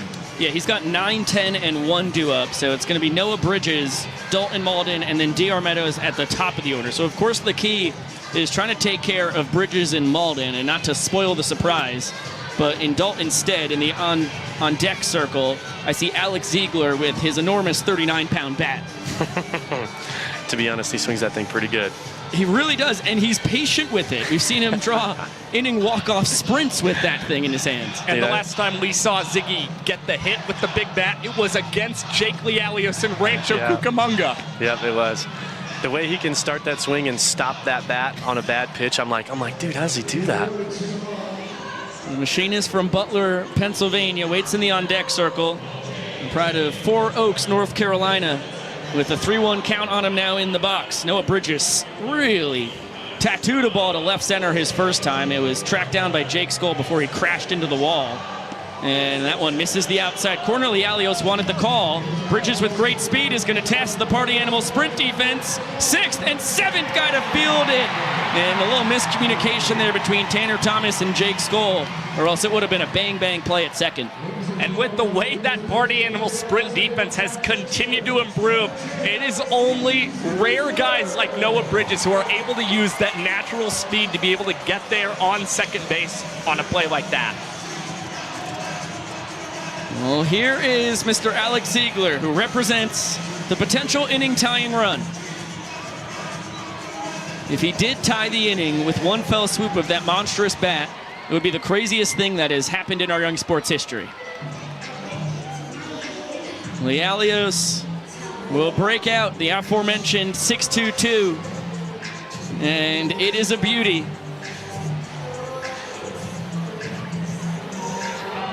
Hampton, Acuff, and Baber getting into it behind him, and the heater is fired a pinch high. Woo, I like that one. Looked pretty good. Now 2-0 count on Ziggy. And that heater will get the zone. Lialios, primarily 2 pitches. Ton of fastballs with a 12-6 curve. He'll work a cutter in from time to time. And that one fouled off. Not caught by the fans. Now, Brett, something we really haven't gotten to ask many pitchers on this year's tour is, what is it like when you're on the mound and have to face one of those batters like Matt Wolf, Alex Ziegler, Dakota Stiltzall, Britton? They're surprisingly good is the thing where, like, you can never take them lightly. It's always something funky. Wolf puts the bat on the ball really well. It's almost always in play. Ziggy, that bat, it's always something. And it's so hilarious how their swings work. When they get something, it's kind of in that perfect distance outside of the infield where, like, when they make contact, you immediately stomach drop and you're like, come on, dude, don't be this time. But, you know, Stiltz tattooed me. Wolf's tattooed me. You know, I've given up a hit to Ziggy. So, I mean, they all kind of have had my number at different times this whole year. So you never know what's going to happen when they step in. To the top of the order we go. D.R. Meadows with a 2-0 count on him. Flew out probably 395 plus feet out to dead center his first time, then clanged a double off the left field wall his second trip. So a couple balls driven by the doctor, who now has a 2-1 count on him. Yeah, how happy were you when Dakota Stiltzall Britton, who was 2 for 2 off you on the tour, fouled out to a fan in Staten Island last weekend? I think I needed that one. I'm going to get back on top. I had to steal one right there. And it's funny, the crowd's always so behind him. When he leaves the dugout, they lose it. He's their favorite player every time. Another barrel, and D.R. Meadows 1 for 3 on the night with 3 absolutely nuked banana balls. That's the sport that we have devoted our lives to right there. Yep. To a T. Christina in the K Club chat said, I want to be friends with Brett Helton. Just seems like a cool guy. Come on by. You know where to find me. Trust me, Christina, you don't know the half of it. He is a very cool guy to have on a 87-game, 33-city tour with you. We've had our fun. Yes, we've had a lot of fun. And we've gotten a lot of meet a ton of people. I love getting text messages from people that we saw, you know, way back 3, 4, 5 months ago that yeah. And I love getting over there, and you know, it just makes us happy, gets a smile on our face. You know, all we do every day is to try and make everyone else smile, but these people make us smile just as much as anything else.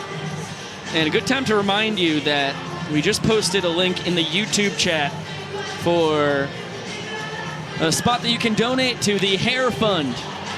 Yep. And again, I couldn't be more excited about that. Jolie and Emily Cole have done so phenomenal, put that together, and the graphics and getting the hype, and Bananas Foster has been amazing. So on none of that even compares to the people who have donated. You know, I've got some gifts, I made some presents for them, so they're going to be getting something in the mail. So it's kind of fun. It's the least I can do for someone who's given that to make a difference around them. And like you said in that chat, hit my Instagram. Brett Helton, hit the Bananas Fosters Instagram. That's the easiest way to do it. Couple clicks and you're in the race. So small or big, doesn't matter. We know your heart's with us. And just a reminder for the people, September 4th, correct? Yep, September 4th. It's our last Banana Ball home game for this season, so that's going to be a wild crowd. People are going to be ready to, people are going to be mad that's the last one. It's like, we're going to leave there and like, we want more. I'm already feeling it. I'm getting the FOMO already thinking about this season being over. I don't want it to be done yet. Yeah, that's the three of us in the booth for sure. I'll speak for Josh.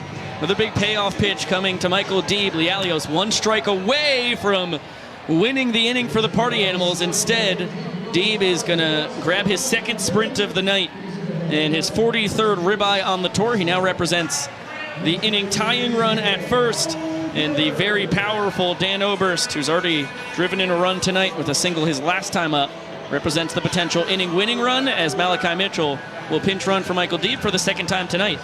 The first pitch slide step out of the pitcher here would be really great because you know Malachi's going to go on first movement and try and get that tying run to second base. So this is a big time for him to be a quality pitcher. There he goes. Good. That foul ball's great. Yeah, Malachi had a great jump. He probably knows something off speed's going to come. So once again, I hope he slide steps, and he knows that because keeping him off second base is super important right now. Flash stole second his first time, his 70th steal on the season as Dan fouls that off, and a good job by Lialios using a couple heaters to jump ahead 0-2 here. Yep. When it comes to a very terrifying Bananas lineup, especially at this point in the tour, like there's, I'd say 8 out of the 10 guys you really got to be careful with, as that one sprayed into right. Great piece of hitting by Dan Oberst.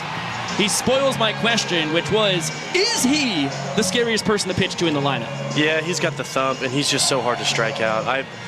It's so hard to strike these dudes out because everyone just has a specific swing, and the guys that are tough outs, it doesn't matter what they are, weak hit or not, if they're putting something in play, that's the best thing they can do in that position. And we've got a lot of power hitters, and it seems like we strike out more. Good hitters seems like they get their pitch and then they swing at bad ones, and they get out more often, where like the Bananas do a great job of just getting the bat on the ball, putting the ball in play, always having pressure on us. They steal really well, and that's just annoying. Well, that's the big problem with Dan Oberst, is that was his 40th steal in 45 attempts. Yeah, he's got wheels. We know the dudes that we want to keep off the base paths, and anytime you walk them, it's not good for them. Dan's 2 for 3. He represents the potential inning-winning run out at second base. Party Animals are still an out away from winning this frame, as there's the 12-6 curveball. It was never close. And a 2-1 count on Eric Jones Jr., who grounded into a trick play his first time, and then grounded into a 6-4, 6-3 fielder's choice trick play out his last time. One of the more bizarre plays we have ever seen. And boy, the inning hangs in the balance here. A ball will all of a sudden win it for the Bananas. Unless we have the fastest transfers ever seen. Oh, transfer it, come on! Brett Helton and his entire team wanted the call. That is a heartbreaking inning to lose for the Party Animals, as after 6 frames in the books, the Nanners win the inning 3-2 and lead the game 1-0. Unreal. Okay, Brett, we want to get you back to your teammates. I know you'll be starting on the mound tomorrow. Another look at that pitch. Looks like Vincent Chapman made the right call on it. Absolutely. It was close, but not close enough for Jake Lialios and company. And the 2-run homer by Dalton Cornett is spoiled. Brett, hang out with us for a second, and then we'll let you get back with your people, because we are about to give away a free pair of Hokas. We're going to kick off the inning where that happens here. So as Josh pops into frame, here is the beautiful Brett Helton, who we will free after this. In the link in the description, and as well as in the comment section, you can find the path to get yourself in on this little promo here. And in the buzzword section, after you fill out all your contact info, you want to put corn. Corn. Sound good to you? Exactly. And that is why we pay you the big bucks, Brett. So your buzzword tonight, can you spell that for the people? C-O-R-N. That's tremendous. Unless you're talking about the band. and I can get some hair flips to KORN, but not here today. That's a different scenario. Okay, so really quickly, before we bid you adieu, a reminder, September 4th is when Brett Helton is going to cut off his luscious locks. Originally, the bar for a full shaved head was $50,000, but we've done the math, and he's got 30 inches of hair. So we've lowered it to $30,000. And that's a very attainable goal and a little bit scary. I'm super down. I'll do whatever the people want, but if they tell me they want, they show me with 30K, see you later, hair, gone forever. And as we have a very fun promotion here where they're trying to hit the bullseye on these dad bods with some water balloons from the second deck. Brett Helton, the last thing, really quick. What's it like being a part of an 87-game world tour and also owning and operating a bar in Colorado Springs? It's a lot of fun. You know, it means my days are spent between the boys and baseball and business, and I couldn't spend it any other way better than that. I love exploring and running around and taking care of my business back home. It never stops, and I love it. Shout out Happy Tap. Shout out Happy Tap. If I had a little bit more corn every day, I'd probably be all right. But you know, again, from the time I wake up to the time I go to bed, I'm pretty fulfilled with everything, and Banana Ball is a huge part of that. So. I feel like I might know the answer to this question, but do you think Banana Ball should go out to Colorado next season? Oh, without a doubt. Every day I show up to the field, I try and push that. I'm like, we could throw it in the end of the season. So I'd love to get back either my hometown or Denver. That would be so awesome. Back in the Mile High State. That's where I belong. That's where I love. And I haven't played baseball there since I was 18 years old. So if I could get it anywhere near home at some point, I think I would really thrive in that air. We got to do it. Brett Helton, thank you so much, my dear friend. Enjoy the rest of the ball game, buddy. Thank you, guys. Oh, my goodness, on the first pitch of the inning from Zach Phillips, and as we bid Brett Helton adieu, how about this? Over right by the first base dugout. It's a fan coming up with the catch. Bryson Bloomer has been a magnet for foul balls caught by fans, especially as of late. And it will not be a fan in your dugout tonight, Brett. Looks like they can hang out with the yellow boys. Yeah. I don't want to do it. I don't want to meet that person. No autographs for them. That was a towering foul ball to be snagged. There we go. Get a double. Get on your horse, baby. Motor, motor, motor. There we go. Scoring position. We needed that. That'll do. A little stand-up double for Joe Lytle, and we have a man in scoring position with one away, and all your teammates are going to go out there and party it up. Yeah, let's get a little bounce in this. Show some rhythm, get some more confidence, hit 2 more doubles. That's what I want. That's good stuff. Lytle now 1 for 3 on the night as Bryson Bloomer becomes 1 for 2 with the foul out to a fan. And the baton will be passed to Jason Swan, 1 for 2 already on his evening with a single and a strikeout. And a little get down on it out there, a little boogie time.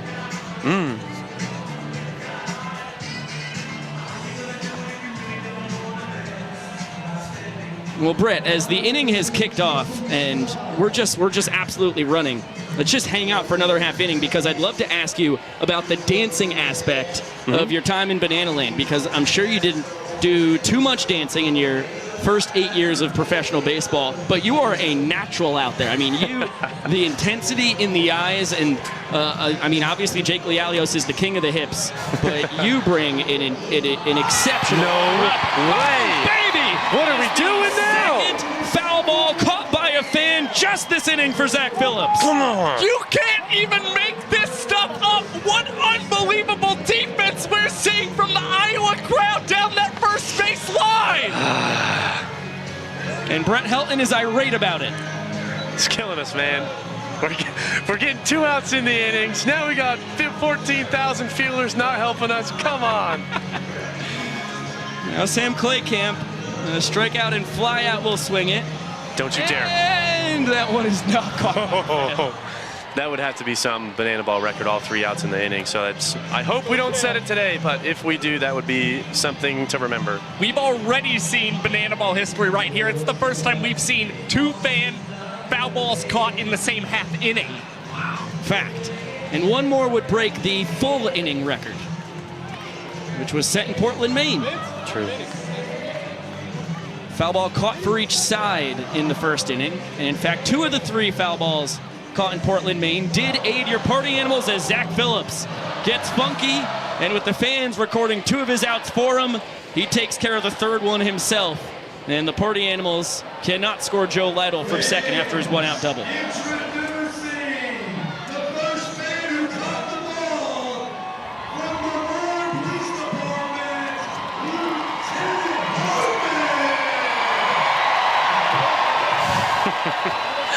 In full gear, baby. Right next to the holster. Introducing the second man who got the battle ball, Vince and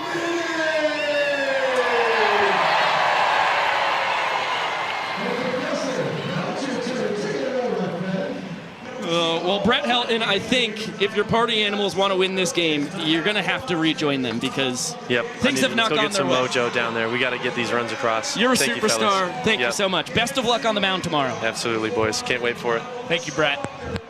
There goes Mr. Helton. We will toss it down to the young professor because it's time to dance in the dark as the Nanners just need one run to double their point total tonight. So let's go ahead and put our blindfolds on. Make sure we can't see at all. Here we go. Trace is up. Everybody's there. All right, Shark, hit the music, and here we go. Let's see. Oh, look at him go. Yeah.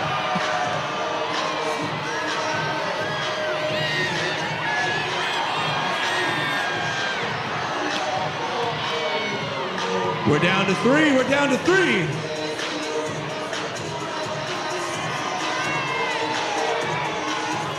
We are down to the final two. It's Nada and Megan. We are down to the final two. I need the best moves possible. I need all the best stuff you've got. It's two moms head to head. We gotta see the best stuff.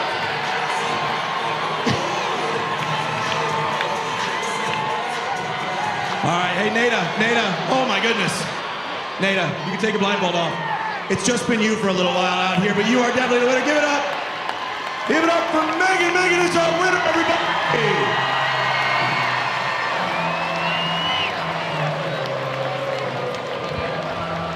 Well, that was a thrilling dancing in the dark there. And Sean Fluke, the new man on the mound. Dakota McFadden greets him with the fly ball just in front of the warning track. Jake Skoll will grab it for out number one. D-Mac, the extra hitter. Now 0 for 3 on the night. And Bill Leroy, 0 for 2 with a strikeout and lineout, will try his luck against the Exterminator. And we've seen a little bit of a dip in the power department for Dakota McFadden this month. Just one extra base hit, a double. And just when you thought that one was going to leave Principal Park, just hung up in the air a little too much there at the end. Nice start for the inning for Sean Fluke, and Jake Skoll was able to come down with that catch.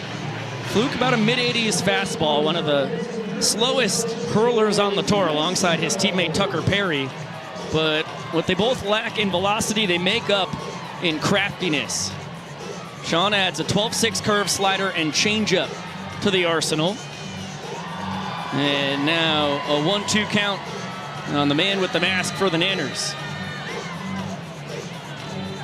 Fluke in his second world tour. Gives Bill the 1-2 changeup. It's tapped foul. And what a lot of people may not realize, we were talking about this in the last game in Portland, but Bill Leroy is now the Bananas OPS leader in the month of August and the only man with an on-base plus slugging above 1,000. And he is going to keep his hot streak going as he lines this single into left center field. And a man is on for the Bananas here in the 7th against Sean Fluke. That's right on cue right there. His second barreled ball in as many at-bats. And Acuff never had a chance with the diving attempt. So the potential inning-winning run aboard. The Nanners won the 6th inning 3 runs to 2, which ended a streak of 5 scoreless innings to start the evening. Ryan Cox gave it a good drive, but on the warning track, Tanner Thomas makes the snag. And Coxey's still hunting his first homer on the tour. He's 0 for 3 now tonight. It's a good piece. Just did it. Did a little more from the Tookus there. He just continues to tease us sometimes, man. You thought he might have one in Kannapolis, North Carolina earlier on the tour. And this is probably the closest he's come since then. But you get the feeling there is really a chance Ryan Cox can sneak that first home run over the wall before this 87-game tour concludes. Sean Fluke has to get through Jackson Olsen to survive the bottom of the 7th inning unscathed. We're about to hit the 20-minute mark on our 2-hour timer. at a good pace to pretty easily get 9 innings in tonight. Olsen scoops that one up and sends it into right. Leroy is going to pump the brakes at second base. And Jackson, after lining out and striking out his first 2 times, has himself a base hit and pushes the potential inning-winning run into scoring position for Noah Bridges, who looks like is being pinch hit for by Zach Frangelo. Oh, this is shocking. When I saw the sleeves rolled up, I thought it was going to be Vinny DeRubius. But it looks like we're going to have a ballet expose from our director of entertainment. And as per usual, it is pinpoint control from our ballet extraordinaire, Zach Frangelo.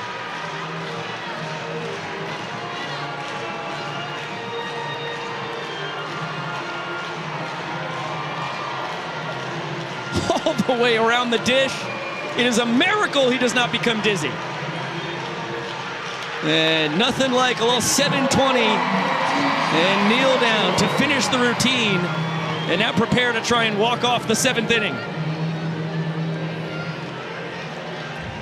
Just brings a tear to your eye. Well, it's beautiful. Well, Josh tries to gather his composure here. 1-0 count. Flukie was prepared to give away a ball and now finds the zone with the fastball. Zach 1 for 2 in his banana ball career. He's 0 for 1 on the tour, grounded out against Tucker Perry. Shanks that one foul in a 1-2 count. He had a single last year in Rickwood Field. That was against Luke Kelly on a 3-2 fastball. He lined it to right. In his one at-bat against Sean Fluke in his banana ball career, it was last year in Daytona Beach. He was doing a split during it and stole first base on a pitch that was not wild. It's the only time that's happened in banana ball history. Zach Frangelo, are you kidding me? A swinging bunt walks off the 7th inning, and the Bananas lead 2-0. Unbelievable. Zach Frangelo sends the little dribbler up that first base line, and it's Sean Fluke who fires one over to Sam Claycamp, and the throw cannot be handled. How about this? Zach Frangelo with one of the best dancing acts you will see on tour, and the walk-off. Tied up by a nasty breaking ball, and the dart right off of the heel of the hand of Sam Claycamp and Bill Leroy. Thrilled, hustling in from second base to score the inning-winning run. The Nanners have won the 6th and 7th frames. They have a 2-0 lead, and we'll throw it down to the young professor to see if this fan can outdash the Flash. There he goes. So a nice leisurely trot to start with. Scott, you better go. He's fast, man. Go, go, go. He hits first. Go, Scott, go. Go, Scott, go. Fast as you can. Here we go. Now we're cooking with gas. Scott is moving. And here comes Malachi. Here he comes. Boom, there it is. Your winner, the fastest man in banana ball, Flash the Kid.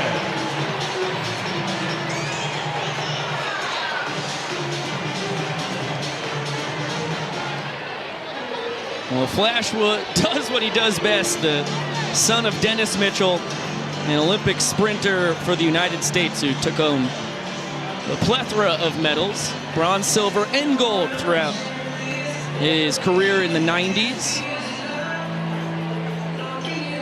Will set us up for Zach Phillips' 2nd inning on the mound. He had 2 foul balls caught by a fan and a strikeout. To avoid giving up any damage to the party animals in the top of the 7th, Joe Lytle double was the only man to reach. And now Phillips out for 9, 10, and 1. It's going to be Baber, Acuff, and Hampton at the top of the order here in the top of the 8th. And we saw Zach Phillips work very quickly, once again, like we've seen most of August, leading all Bananas relievers in the fastest average minutes per inning mark in this month. And for Phillips in that last inning, how about 1 minute and 55 seconds, and that comes with 2 fans catching foul balls for outs for you. Unreal. Baber does an Irish jig up to the dish.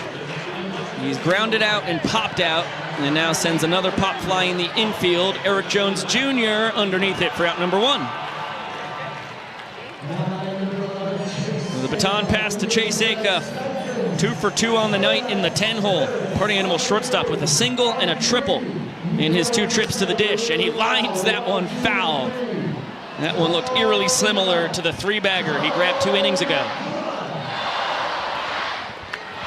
That one cranked foul down the left field line. So Phillips is 1 strike away from getting a K on the donut hitter, which would get the full capacity crowd over 12,000 here in Principal Park. 3 donuts courtesy of Duncan, and the curveball spoiled there by Acuff. See if Phillips goes back to the bender or uses his 4-seam, 2-seam cut fastball or changeup. That one is dribbled. Zach sliding from his knees over to first. Another defensive clinic being put on by the Bananas pitchers here tonight. Phillips with a doozy there. And that's not even the first time we've seen him make that play in the month of August. We saw him end the game against the Fairy Hawks with that kind of play. Unreal. Zach Phillips continues to show off his fielding prowess, not only with great plays like that, but also with the trick plays. He's got 2 of them as well. Curveball misses, I guess. So it's a 2-0 count after the fastball clearly does miss. I thought the curveball caught the top of the zone. I thought the fastball there caught the top of the zone in a count that I thought would be... Okay, so the curveball did catch the zone. We just had it wrong on our scoreboard. And now a 3-1 count is a line out to first. Good wood by Hampton, but he has nothing to show for it. 0 for 4 on the night. And Zach Phillips has 2 scoreless innings in the books. And just when you thought he could not top his last inning out there on the mound, Zach Phillips records this inning in 1 minute and 49 seconds. Back-to-back sub-2 innings from the lefty. You're not entertained. That is incredible. Jesse Cole and the great folks of Des Moines, Iowa know that it's time to turn this place yellow. Principal Park has been here since 1992. The Iowa Cubs have been playing in this very spot since 1981. In fact, there's been professional baseball here in this very spot since 1947, when Pioneer Memorial Stadium was built. It was renamed Sec Taylor Stadium in 1959. That's where the Cubs were playing when they took over in 1981. And then the construction of Principal Park started in 91, was finished in 92. Right here on this historic spot at the confluence of the Des Moines and Raccoon Rivers. That's when 2 rivers meet, Josh. A confluence. Thought that was an estuary. I know an estuary is something with water, but I think it's when fresh and seawater meet, and then you have brackish water. That feels right to me. See, this is fresh and fresh meeting. 2 rivers, hence a confluence.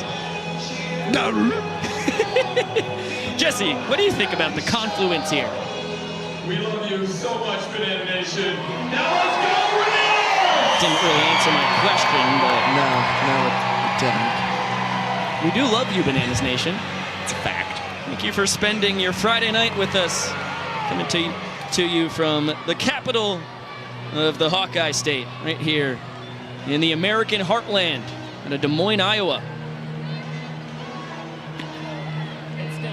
Mary, catch your side. Throws $10 in the chat. Thank you, Mary, for a 10 out of 10 from the judges on the Frangelo Ballet. Yeah, I could not agree more. Sean Fluke is replaced by Dylan Porter. And with only 2 games here, and not another ball game to be played until Wednesday when we're back in Savannah, that's why you see Sean Fluke and Dylan Porter being moved into the pen. And for Porter. The last time we saw him pitching out of the bullpen in Hartford, he was consistently 93 to 94 miles per hour with his fastball. He had a lot of juice. Yeah, and he only allowed one hit, also had a punch out in that relief appearance for the Party Animals. So expect Porter to sit mid-90s and really give it all he has to make sure the Bananas stay off the board here in the 8th, so the Party Animals can try and rally for 2 points in the 9th when every run then counts for a point. Pride of Oakland, California, will set his sights on pinch hitter for the Nanners, the kid out of Lake City, Florida, Dalton Malden. And a cut and a miss on the fastball right down the pipe. And this is one of those matchups that already favors Dylan Porter, as Dalton Malden is 0 for 16 against Dylan Porter on the tour this year. Seen Porter have a lot of success against the songbird of our generation with fastballs elevated towards the top of the zone, as that foul ball from Mr. Malden caught the man with the same first name as him behind the dish, Dalton Cornett, right off the toe. So he tries to limp it out and recover as Vincent Chapman goes and personally hands a new banana ball to Dylan Porter. 0-2 coming here for Malden, who, by the way, I said was pinch hitting. Couldn't be further from the truth. He's hitting in his spot. He's 0 for 2 with 2 strikeouts tonight. And has worked the count back to 2-2. 0 for 1 with the strikeout. You have to take into consideration that Alex Ziegler pinch hit for him in the 6th inning. Figure it out, Pico. See, that's why I said that Dalton was pinch hitting, because I hadn't seen him hit since the 3rd. Turns out he was pinch hit for and is just back in his rightful spot. Malachi Mitchell hoping for a pinch run opportunity. If the Bananas can get a man on, it will represent the inning-winning run. Dalton taps that one to the left side. Chase Acuff bobbles but recovers and throws over in plenty of time. That is a snazzy play by the St. Pete kid. And a really, really beautiful recovery by Chase Acuff, not allowing that bobble there off the glove to throw him off. Didn't try and rush the throw too much, just made sure to gather and make that throw on the run to retire Dalton Malden. Just a nice out there from Chase Acuff. And a sword for DR Meadows, who was not expecting the first pitch curveball from Dylan Porter. It's fastball, curve, slider, changeup for the Party Animals flamethrower, who goes back to the well. Identical pitch, this time DR able to spit on it. 3 trips to the dish, 3 balls hit very hard for the Bananas center fielder, although he's only 1 for 3. A double, a run scored to go with a line out and a deep fly out nearly 400 feet away in dead center.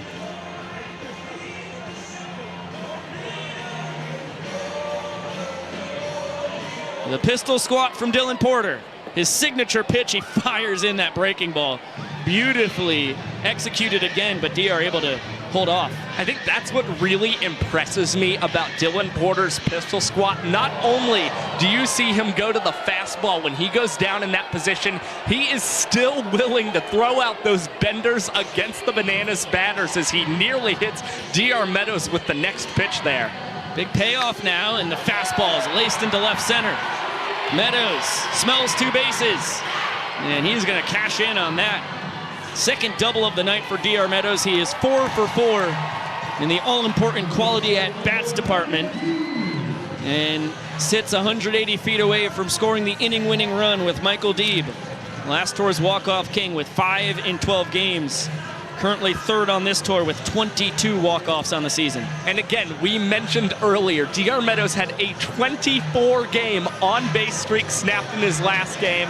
Always great to see him get back with 2 hits in a ball game. And what's more is, when you look at his on-base streak in road games, DR Meadows, the last time he was not able to reach base safely in a road game, it came on May the 5th against the Kansas City Monarchs. He's just so good. Like, he is just so good and so much fun to watch. May the 4th, excuse me. May the 4th be with you. 2-0 count on Michael Deeb here.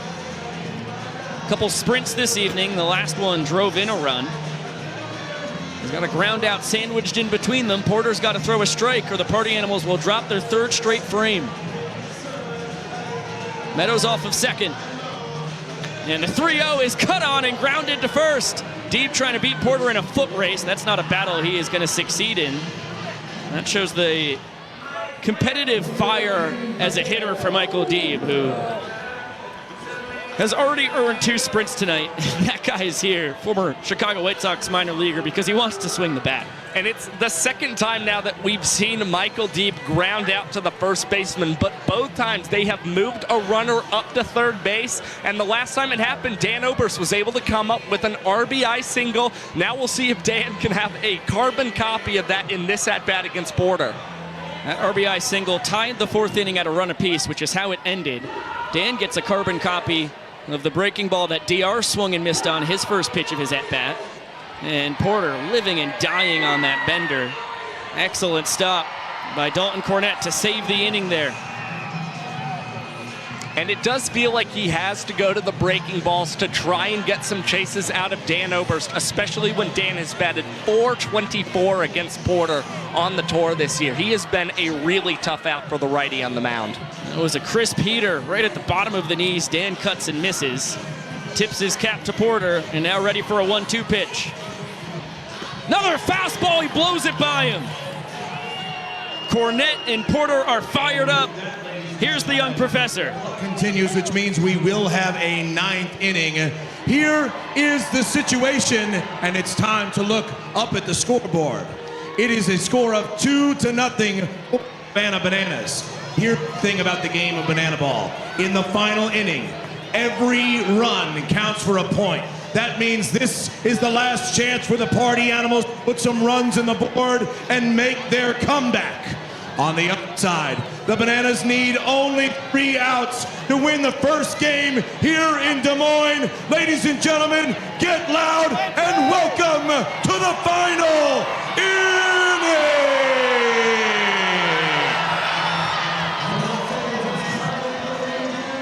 You get a look at the rules right here that the young professor just ran through. Every run that is scored here in the 9th will count as a point, so Party Animals down 2. It's pretty easy math. They need 2 to tie this game, 3 to take the lead. And with Danny Hosley at a wedding tonight, he should be back in Des Moines tomorrow. The Bananas are going to turn to Matt Malatesta, who on the pregame show we highlighted. Zach Phillips, Danny Hosley, and Matt Malatesta have been superb so far here in August. I mean, Danny Hosley on the entire tour, and Malatesta since the start of April. You could say the same thing for him. But of course, we see Phillips throw 2 scoreless innings, and he hands the ball off to the monster. It just continues to be those 3 guys out of the bullpen absolutely rolling for the Bananas, and a big reason they've got the lead in this ball game and turned to the monster. He has been the setup man for the Bananas since about the month of May, and with Danny Hosley out, this is a time where you see Malatesta, who was the closer for the Bananas in the 2022 Summer Series, step back into that closer's role, and he has pinned down a couple of saves for the Bananas. And again, we talked about it on the pregame show. Matt Malatesta is yet to allow a hit to the Party Animals here in the month of August, and opponents are batting just .227 against him on the tour. That splitter is doing a lot of damage as long as he is throwing strikes. He is 2 for 3 on the season in his save opportunities. And the blown one was so far back in time. It's tough to remember. The monster struggling to find his splitter with this banana ball. He has really, really found a groove. And it's not going to be easy. It's the beef of this Party Animals lineup. 2, 3, and 4. Dalton Cornette, Tanner Thomas, and Jake Skoll due to swing it. Cornette 1 for 3 on the night. Shoots that one foul. Groundouts his first 2 times up and then blasted a 2-run homer out to right his last trip to the dish.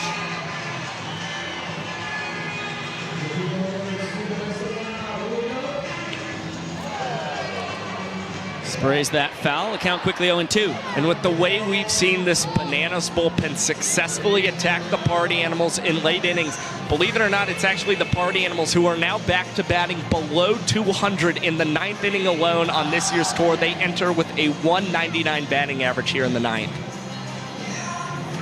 Heater is fired high. You see a steady diet of splitters from Malatesta. He'll work in those fastballs. 4-seam and 2-seam, as well as a slider and forkball, as that one blasted down the left field line. It is hooking. and falls barely foul for Cornett, who was already rounding first base when that ball touched the ground. Well, you saw Michael Deeb starting to let up towards that left field line, and what that told me as we were watching that sail down the line is that that ball would eventually come down foul, and that was the call on the field. So now it's Dalton still back in a 1-2 count against Matt Malatesta. Cornett is the toughest man to strike out on the tour. And watches that fastball just an inch outside to make it a 2-2 count.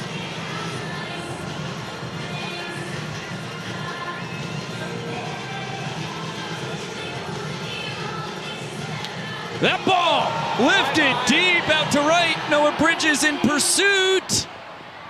And he can't get there as he collides with the netting. Cornett toying with potentially his second homer in as many at-bats. And he will still have a 2-2 count instead. Boy, that is just another terrific effort from Noah Bridges, who has run about a mile coming down that right field line to try and make some catches tonight. And while he hasn't been very successful, that is the effort that Tyler Gillum and Adam Byron have got to love to see from Noah Bridges. And a big reason why you see that speed, that's why you put him in showdowns as your defender. It's going to be a trick play from Eric Jones Jr. He goes under the leg to Malatesta covering the bag. EJ's 14th trick play of the tour. Gets the first out here in the top of the 9th. Yeah, EJ just continues to rack up more and more trick plays. It's a big reason why the Bananas like putting him over there at first base. And how about this? That is his 7th trick play here in the month of August, which has already surpassed his high for a single month. Well, of course it surpassed his high of any single month. It's half his trick plays on the tour. Now Tanner Thomas will try and get something going. A couple ground outs to short. A caught stealing first sandwiched in between them. 1-1 count on the Party Animals right fielder.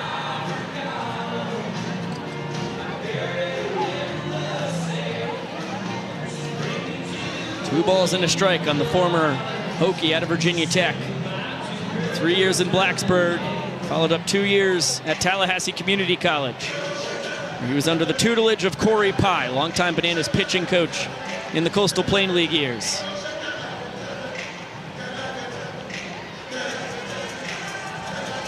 Tanner, a 2018 and 19 Banana, trying to reach base here, and he will.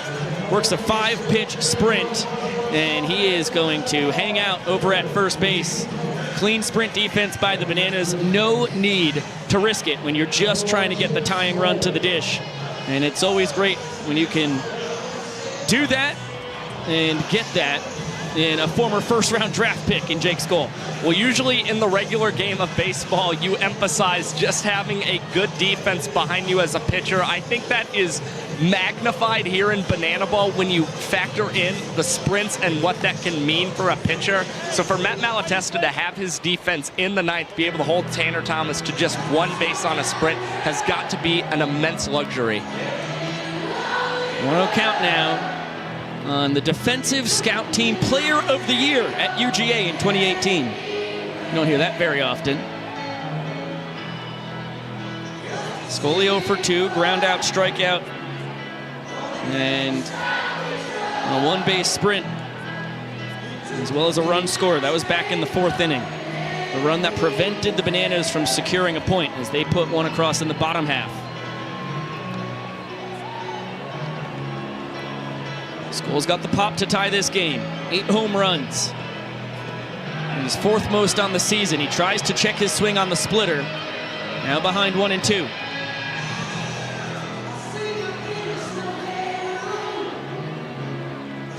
Another splitter. Good stop there by Bill Leroy, who found it on the backhand.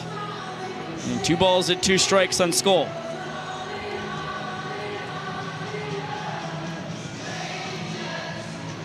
I think Malatesta stays with the splitter here. Tanner Thomas with a very short lead over at first, being held on by Eric Jones. Cut and a miss. There is the splitter in all of its beauty, and it gets the 2nd out here in the top of the 9th. Bryson Bloomer is the Party Animals' last hope. just a great pitch from Matt Malatesta there against Jake Skull. And because he was able to get ahead in that count and then have the 2-2 count and still have a ball to mess around with, there was no doubt in Malatesta's mind that he was going to go with a splitter in the dirt and see if Jake Skull would try and chase that ball, which he did. Bloomer fouled out to his fan his last time. An RBI double in the fourth brought home Skull. And he worked a sprint his first trip to the dish. He's ahead 2 balls and no strikes. 2021 Coastal Plain League teammates when they were on the Bananas. Bloomer was the team leader in homers. Matt Malatesta threw 3 shutout innings in the decisive Game 3 of the Pettit Cup Championship. They both played their parts. Now they're both trying to secure a victory for their teams here in the first ever Banana Ball game in Des Moines, Iowa. And that wild pitch is going to advance Tanner Thomas 90 feet. Really doesn't matter too much, as Bryson Bloomer is the man who represents the tying run. But it could still be very costly if Matt Malatesta throws one more bad one. Tanner Thomas is surely going to come around to score, and Bryson Bloomer could also get up to second and in scoring position. And what a gutsy decision by Tanner Thomas to go ahead and swipe third base on that 3-0 pitch and get in there safely. Wow! He's a disciple of the green light special base running system of Tyler Gillum. That one just misses down and in.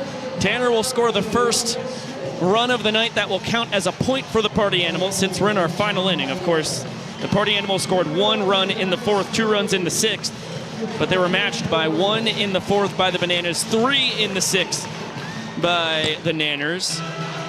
And now they have cut the Bananas lead in half. It is 2-1. Bryson Bloomer at first represents the tying run. Joe Lytle represents the winning run. And that one misses just a pinch outside. Bloomer's second ribeye of the night, 50th of the tour. He ties Tanner Thomas for second most on the season. That one ripped into right center. Noah Bridges coming in, diving play! He makes the catch to win night 1 here in Des Moines, Iowa for the Bananas. What an unbelievable snag from Noah Bridges. We saw him running around the field the whole night, and with 2 outs and the game on the line, it's Bridges who makes an all-out catch to end the game and seal the win for the Bananas. Is it a bird? Is it a plane?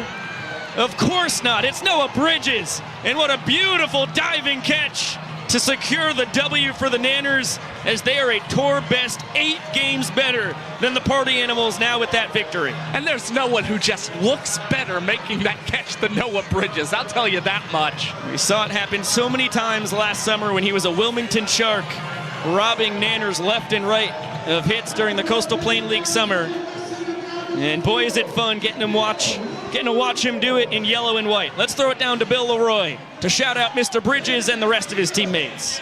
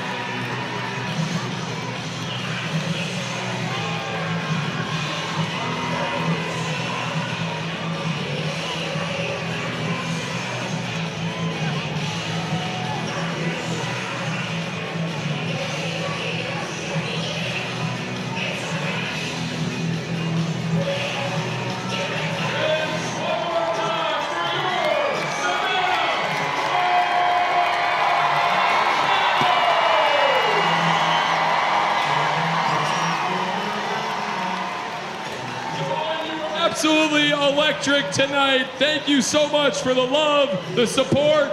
We're not done yet. The entire team, the cast, everyone will be outside in front to meet you, take pictures, and thank you. We love you so much, Banana Nation. We'll see you outside.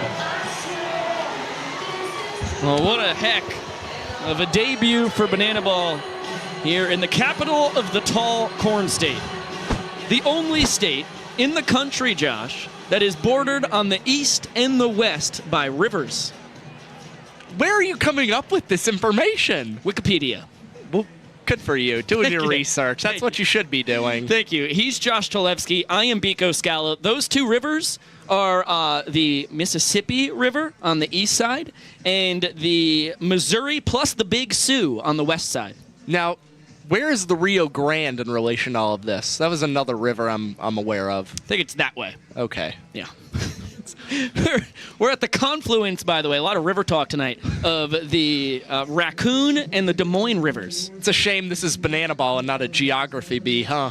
Correct. But because it is Banana Ball, we've got to talk about what happened tonight, man, because it was a doozy of a game. The Nanners escaped with a 2-1 victory, and there was history from start to finish here. It is unbelievable. We saw two fans catch foul balls in the same half inning. We saw back-to-back sub-2-minute innings from Zach Phillips. And you saw some of the things that have continued to hurt the party animals in these games, especially as of late, as, again, it was some costly decisions to the bullpen. Jake Lealius just unfortunately did not have it for the party animals. And then Brett Helton touched on earlier in the broadcast how the party animals were making some less than ideal defensive miscues, and we saw that with Sean Fluke's throw and Sam Claycamp being unable to corral that ball with Zach Frangelo's AB. It's back-to-back games where the party animals have gifted them to the Bananas. I mean, it's like that. There's a lot more that goes into it. It is not a straight-up gifting of a game, but you look at tonight, the party animals look poised to get the first point of the evening in the sixth on the 2-run homer by Dalton Cornett. But then a couple sprints and a hit combined for 3 runs for the Bananas in the bottom of the inning, and they win it. And then just an inning later, you have Zach Frangelo getting his second at-bat of the tour. Sean Fluke saws him off, little roller up the line. He flips a dart. It was a hot toss to Sam Claycamp, but one that if you talk to the assistant coach of the party animals, he will tell you he should have gotten 10 times out of 10. It clangs off the heel of his glove, and that gives the Bananas another point, which ends up being the difference in the ballgame. Yeah, that is the point that I would say is very costly for the party animals, because otherwise in that 9th inning you have Matt Malatesta giving up the 2 sprints, which would have effectively tied the game otherwise for the party animals. And honestly, with the way we've seen Drew Gillespie, who has pitched in the 9th inning most of the time for the party animals, it kind of feels like we would have seen showdowns yet again between these two squads. Again, these games, especially as of late, continue to come down to these final innings, and it is absolutely incredible. And by the way, I undersold how much the party animals gifted the 6th inning to the Bananas. It was sprint, sprint, single, sprint. I mean, when the guys don't have to swing the bat to get 3 basically extra base hits for the purpose of guys being in scoring position, that is gifting a team an inning. I mean, that is awful tough. And then obviously we don't need to beat a dead horse, but then you have the error that loses the 6th inning, and all of a sudden the party animals have lost their 3rd straight game against the Bananas. They are now a tour worst 8 games behind their arch rivals and have to win every single game they play on the rest of this tour to tie the Bananas overall in the season record. Their backs are definitely against the wall, but this is one of those moments where you may see the guys like Reese Hampton and Jake Skull and even Brett Helton really step it up in that party animals clubhouse and start to rally these guys to some consecutive wins again, much like we saw early on in this tour. And for them, it's really about just making better decisions with the bullpen management, and I think shoring up some of these missed some of these errors and also the occasional trick play missed as well. Yes, and it will be up to Brett Helton, who made an analysis of his team on why they had been struggling that turned into a prediction that came true on why they lost tonight. So Brett will try and turn the tables and the tides of this tour all by himself tomorrow, as the Nanners are one victory away from winning the Hawkeye State. So it is going to be a thrilling ball game on the morrow. It'll be Ryan Kellogg, who was a showman of the night his last time out, which was last Saturday in Portland, Maine. He'll get the start for the Nanners. That is just such a beautiful pitching matchup, because it is a combined 11 years of minor league baseball experience between the two of them. They both mix their pitches, 4 for Brett Helton, 5 for Ryan Kellogg. They fill up the zone, and they are awful fun to watch. And what is beautiful is I'm already predicting what is going to be a very quick game tomorrow between the Bananas and the Party Animals. Of course, Brett Helton leading all pitchers in minutes per inning this season. But Ryan Kellogg, out of the rotation, has continued to average around a 3.5 to 4 minute inning throughout his starts on this year's tour. So it feels like we could really fly by some early innings and set up what could be a really fun ending yet again in the Hawkeye State. Could not agree more. We will see you tomorrow night at 6:30 p.m. Central Time for the pregame, 7 p.m. Central Time first pitch, as we bring you Game 2 here from Principal Park in Des Moines, which was absolutely alive with energy tonight. Cannot wait to get to the action once again. Before we shut this broadcast down, we have a pair of Hokas to give away. Josh, drum roll, please. We're getting better and better every darn time. Woo! We're in mid-season form with our drum roll, baby. Oh, that fires me up. Congratulations to Rob Roomveld. Rob Roomveld on your free pair of Hokas. They will be heading your way courtesy of Melly B. Thank you so much to everybody who watched the broadcast tonight and tuned in and gave yourself a shot at a free pair of Hokas. We're going to be doing it again tomorrow night. We also have to shout out our cast and crew that made this whole production possible. It was a lot of new faces, and they did a heck of a job. Let's start in the control room in Savannah, Georgia, an hour in the future. Who else but Griffin Ellis, our technical and legitimate director? That is technical director and director. 2 jobs for one magical man who precedes me in Banana Land. Griffin, you're a superstar, and you know it. On the audio and the score bug, another 2 jobs for one man. Just one name, though. Kwanzi, are you kidding me? Dominating all over the control room. On the replay, DJ Squints, a.k.a. Nick Keldy, staying home for this trip and dominating on the replay machine. On the graphics tonight, it was Julia Massey, and on the statistics that were being updated on said graphics, it was Mikey O'Connor. That is a 2-headed monster that I would put up against any graphics duo in the nation. When it comes to the crew here in Des Moines, Iowa, on the first base camera, it was Bella Soto, and across the diamond from her, the Iron Horse of BTV, Emerson Elmgren. They were phenomenal during the game and have been so much help over the past 2 days setting this whole apparatus up. So Bella and Emerson, you are both superstars, as is from the Iowa Cubs, Drew Reinhardt, who was on our high home camera tonight. On the low home, Nicole Clark. On the high first, Brock Bierman. Brock Bierman. Is that the greatest name you've heard in your entire life? It's gotta be. Yeah. Gotta be the greatest name, at least in the state of Iowa. Yeah, Brock Bierman. By the way, I don't mean to discount what Drew Reinhardt and Nicole Clark did. You all were amazing, but Brock Bierman, I mean, come on. Shout out Brock's parents. That is just the perfect first name for a legendary last name. Also, from the Iowa Cubs, Josie Birdwell was on the wireless cam. Thank you to all of you great folks. Our video legend, Chris Sachi, whipping up the melt for Ryan Kellogg, winning his first showman of the night. Our YouTube king, Zach Bro, doing so much behind the scenes, it would make your hair bleed. I don't know how that's possible, but it could do it. That's how much he does. Our Zappos and K-Club queen, Melissa Beal, a.k.a. Melly B, also known as Melly Bean Supreme? Millicent Bean Supreme. I forgot the own nickname that I donned upon her. Our associate producer, Chris Haynes.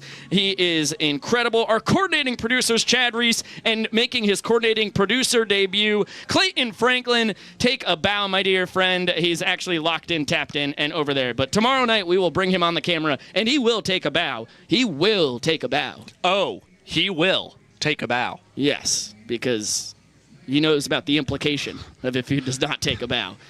He will be in trouble.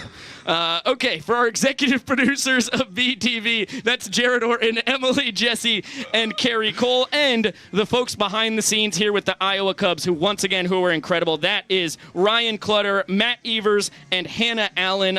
This broadcast literally would not happen without the Iowa Cubs and their beautiful park and their amazing people. So thank you to all of you. I am Biko Scala. My broadcast partner, Josh Talevsky, killed it as per usual. Biko, is this heaven? No, it's Banana Ball in Iowa. Great job tonight, buddy. Thanks, buddy. Let's do it again tomorrow night. Thank you all to the folks who spent their Big Tiger Friday with a couple Big Tigers in the booth. We'll see you tomorrow night, 6:30 p.m. Central Time for pregame. As I said, 7 p.m. first pitch Central for the first pitch. Nanners win this one 2-1 on an incredible Noah Bridges sliding catch. We'll see if they can win the entire tour tomorrow night. We will find out then. And, of course, we'll see you later!